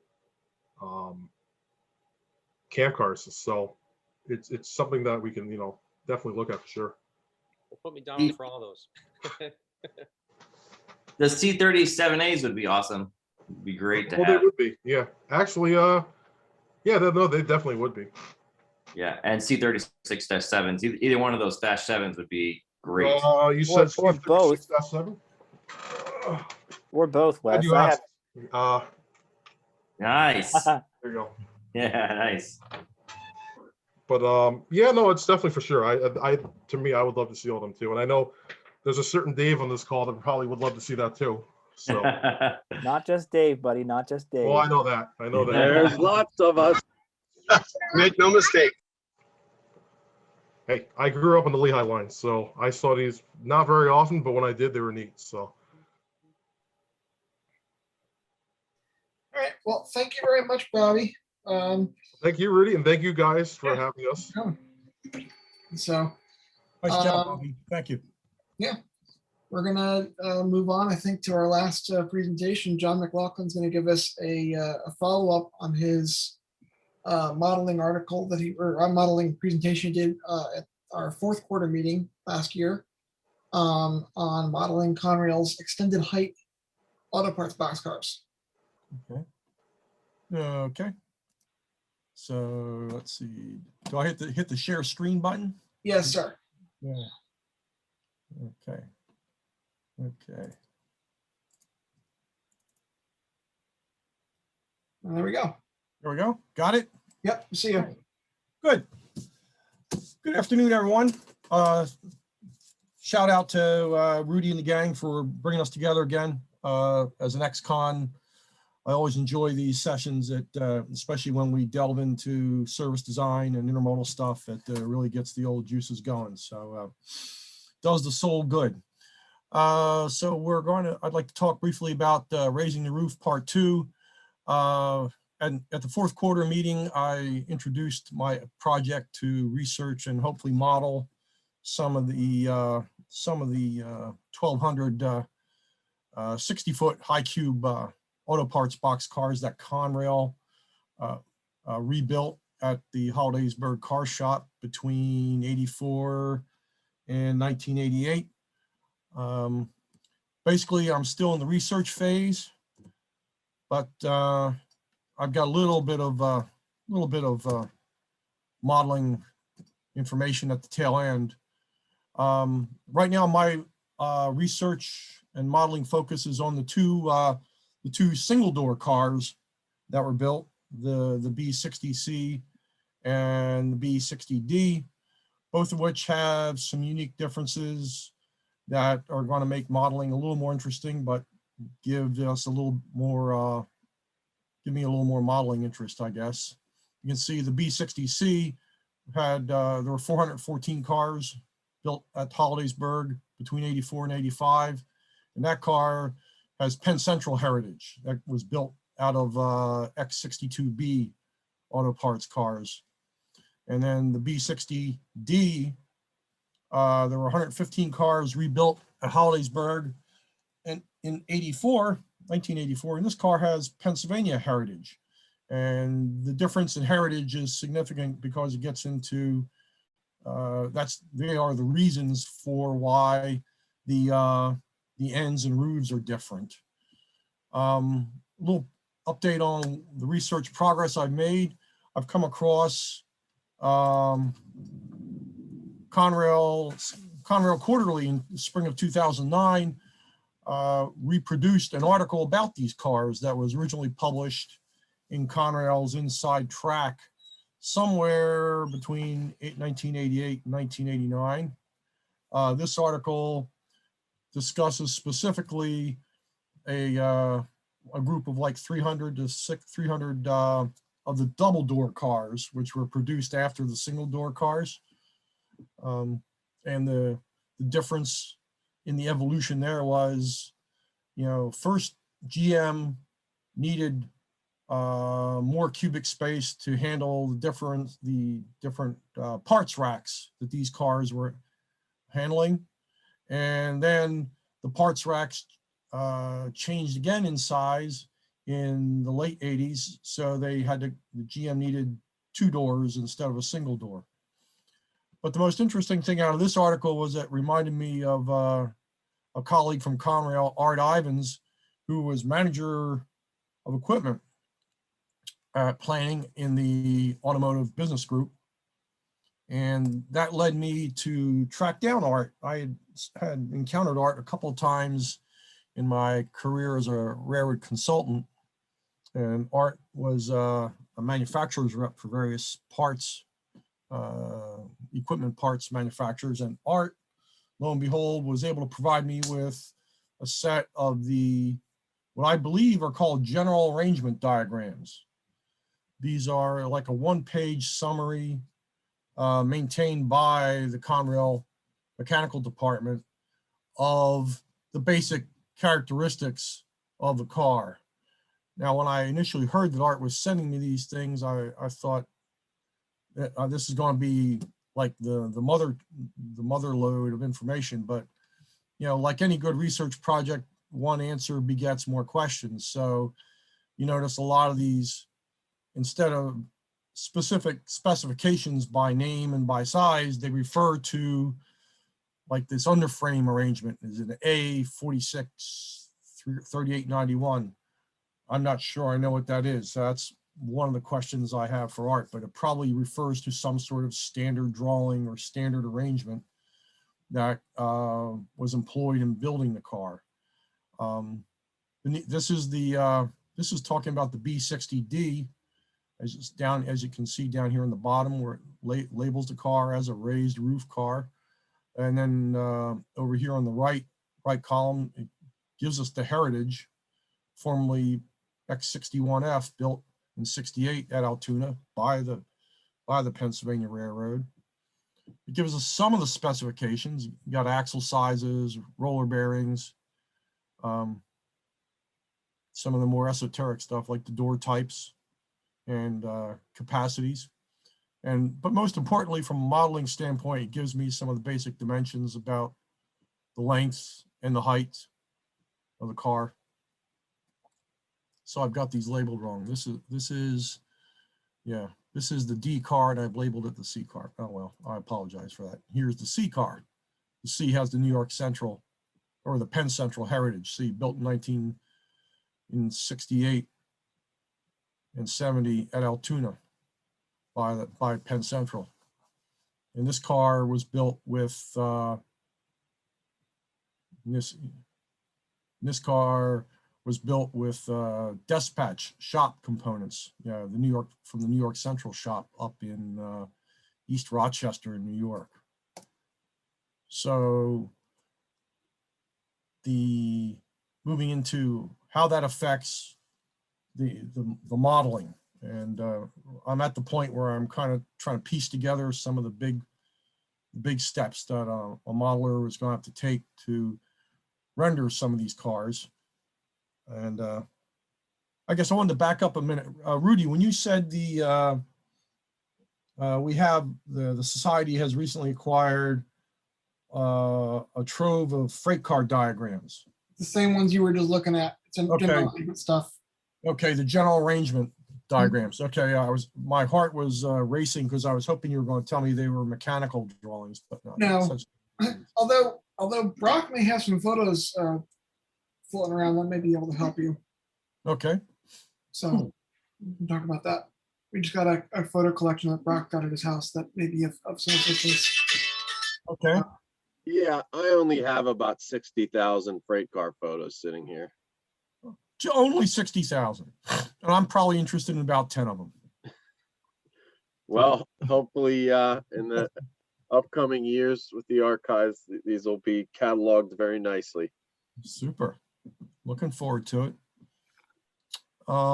So my first attempt at modeling these cars is going to involve kit bashing a Concours model, which I can buy nice and cheap online for $9 to $12. It is a model of a 60-foot auto parts boxcar that was built by Greenville Steel Car in I believe late 60s, early 70s. It's conventional height, 15.6 height car. And I picked this car because it has some pluses. It has more pluses than minuses as compared to like trying to hack down an 86-foot high cube. So I'd like to just go over like the three of the major points that I'm looking at, you know, as I sit down to plan how I'm going to kit bash these cars. First are the sides. Start with the basic thing, the first thing that most people see. Three major components aside from grab irons and things is the door. I'm modeling a single door slide door car. This model features a double plug door. I've started to chisel away the detail, the plug door detail, and the goal is to get that nice and flat, at least to the point where I can install a single 10-foot by 12-foot 9-inch high door, and then I'll have to install some rivets to restore the additional panel that needs to appear, because on the single door cars in the prototype world, we have 8 panels between the end and the door on both sides. And this is true of both the C and the D cars. But since this model is a double door car, I only have 7 panels. So I'll probably be investing in some Archer rivets or some similar item after I get this work down. The third major item that going to have to engage is difference in the side sill here. The model has the side sill beginning at underneath the 5th panel of the car, whereas the prototype, the fish belly or the dip down of the side sill extends longer and begins under the 4th panel of the car. So that's something I'll have to figure out how to do. And I'm figuring on trying to complete this the chiseling of the door detail before I get into the major surgery of chopping off the roof. So the second major difference between the B60C and the B60D and my model car here is the dispatch style roof, which is a nice, slight 2-hump pattern that goes length of the car. My model has diagonal panels, so that's one strike against the roof of this car. And I'll have to figure out how to, that's why I'm going to have to cut the roof off. Well, in either way, I'm going to have to cut the roof off because when I get to the D, this diagonal panel is not the right size for the D car. One of the things I want to call your attention to, a piece of freight car nerdism that I got into this week, was there are 2 primary different styles of the way a roof connects to the side of a car. There is a flush style, which this is an example of, and this is an example of, but kind of a coarse example of on the model. Then on the D car, I'm sorry, I'm skipping ahead of myself.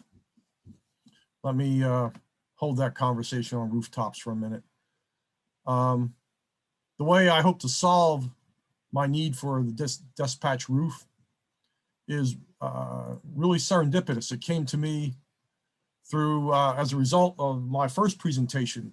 A fellow Historical Society member contacted me and offered to provide me with some branch line parts that replicate a dispatch roof and the dispatch ends. Now these are ends, these are for a 50-foot conventional height car, but it's a start. He also mentioned that he has some experience in making molds and making copies of car parts, which is illustrated down here at the bottom. Frank Peregrine lives up in northern central Jersey, was kind enough to share these parts with me. And so when I get to the point of building the B60C, that's probably going to involve lengthening the 50-foot roof that Frank provided me, flattening it out, because you can see it's got a much more severe peak than the prototype does. Flattening that out, and then making some molds and trying to cast my own roofs, which is something I've never done. So this is quite the learning experience, this project. And I wanted to raise this point because to me, this is one of the big benefits of being a member of the society, besides the camaraderie and all the good memories, is you know, when you just out of the blue, someone's able to help me out, help me figure out how to deal with a problem like this. And I think we've all probably had experiences like that as members of this organization or others. I just wanted to reiterate that. I think that's a great value of the Conrail Historical Society. And Frank, if you're listening, thank you very much. The other car class, the B60D, as I mentioned, has Pennsylvania Railroad heritage. And the X61F 50-foot boxcar that these cars came from featured the other roof type. It's a diagonal roof as on my model, but it's got an overhang. Notice this isn't the best picture in the world, but notice how you can see some shadow here under the roof edge of the prototype. That's because the roof actually overhangs the joint of the side. The side cord comes to here and then ducks in underneath by about 3 inches. So you have a little bit of an overlap. So while that initially sounded good, when I looked at this Concours model, I realized after I learned the difference between flush fitting and overlapping roofs that my target model has the wrong kind of roof in terms of the way it joins the sides. So now I'm going to have to, even on the B60D, I'm going to have to chop off this roof and replace it. Fortunately, Exact Rail makes a 60-foot fairly flat diagonal panel roof that is a little bit long when I put it up against my the donor car, but I ought to be able to trim it down. I'm hoping I can trim it down and then score the underside enough to give it enough of a little bit of a peak to reflect the peak here. Even, you know, the guys at Concours made some attempt at recognizing that characteristic of the roof.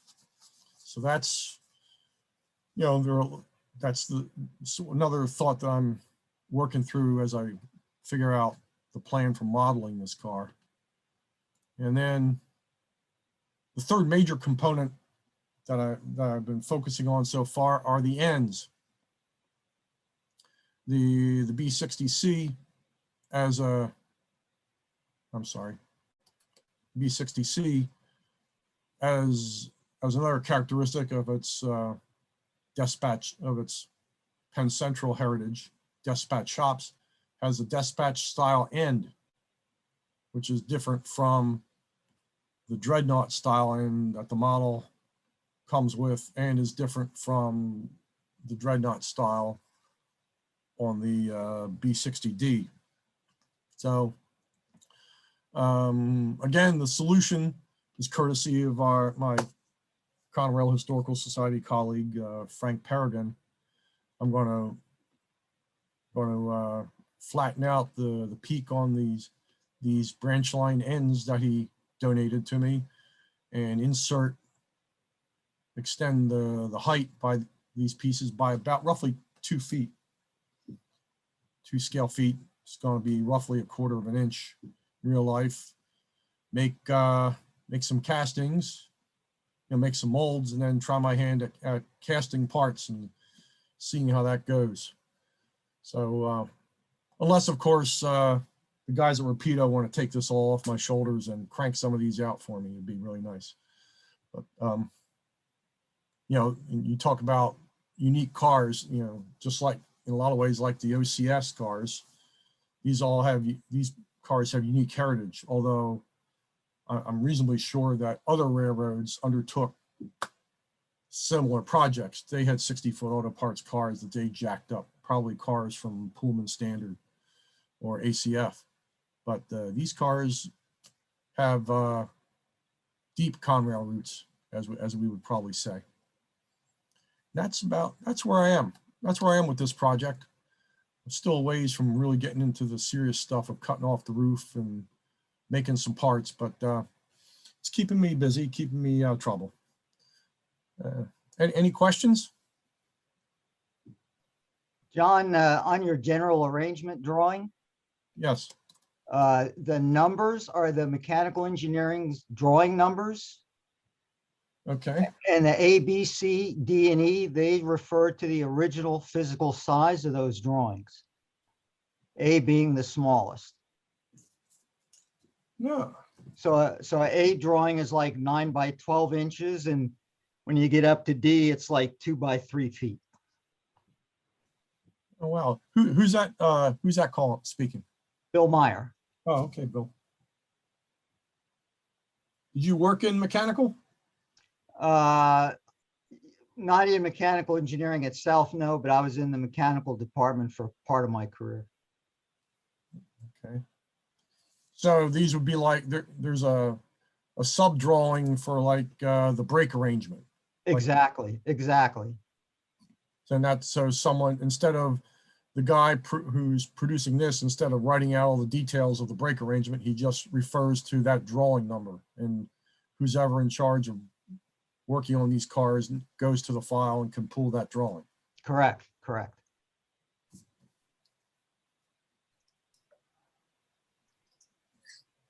Cool. Well, thank you very much, John. This is a neat product to watch, especially being a very unique Conrail car. Yeah, hold on one sec, Rudy. This may or may not be a question related for me to go back Monday on, but so for these cars, did they run Detroit, Toledo, that section, all of Ohio, Indiana, all parts, or did they make it up through Niagara up to some of the Canadian auto parts areas? They may have made it to GM assembly in Oshawa. Oh, okay. Well, now we're getting a little bit easier here now. I do not know that for a fact. One of the things I'm trying to track down is, let's see, here we go. The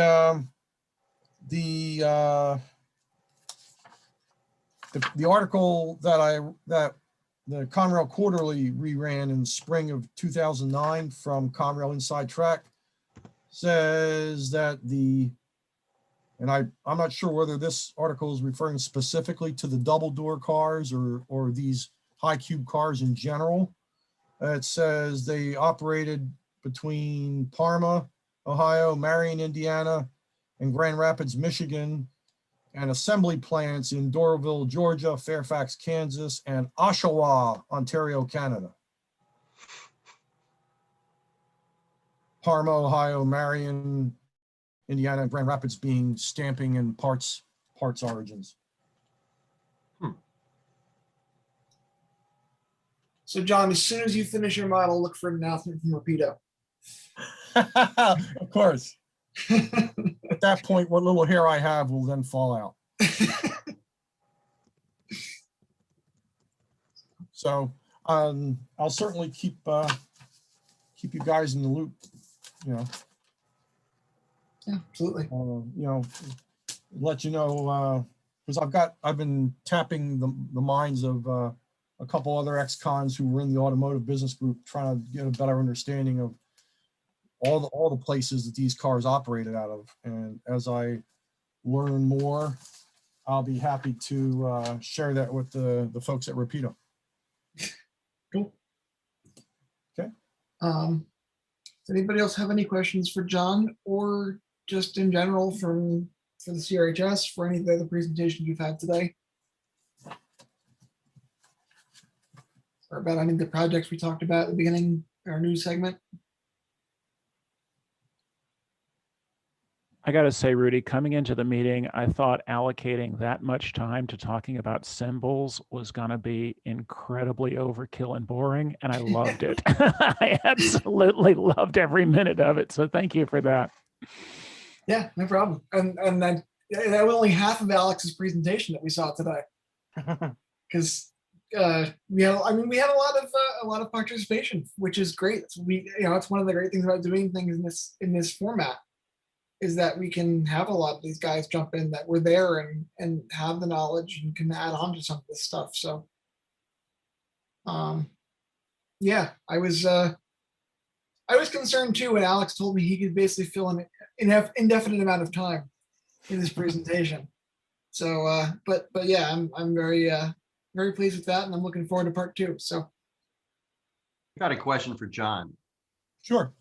Yep, I'm not a modeler, so I'm speaking out of ignorance, but at what point do you make a trade-off between trying to modify an existing car to meet your needs versus starting from scratch where you create the roof, create the ends, create the sides, and basically just try to put together the body to meet your expectations? Well, this car, this is my first attempt at this kind of project in my whole model railroading career. It's one of those things that I've only been able to take on since I retired, a year and a half ago. So I'm not sure I know the answer to that. I think by the time I get through the point of at least attempting to build one car, or if I get far enough into the detailed planning of this car, I will probably know whether or not it's going to be worth my time to try to kit bash this car, or just, as you say, just start from scratch, buy raw styrene and other components and just build the sides up and, make some castings for the ends and the roof. I will probably have an answer for that question in a year.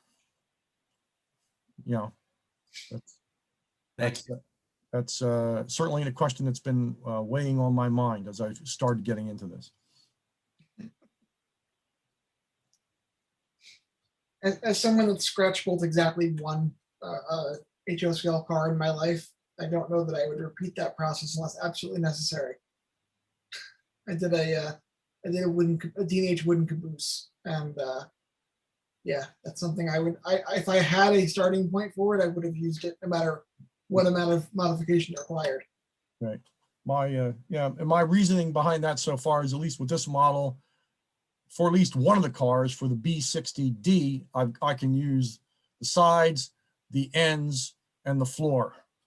And I can make some modifications to the underframe and the side sills. And I think that puts me pretty far ahead as opposed to building all those components from scratch. Right.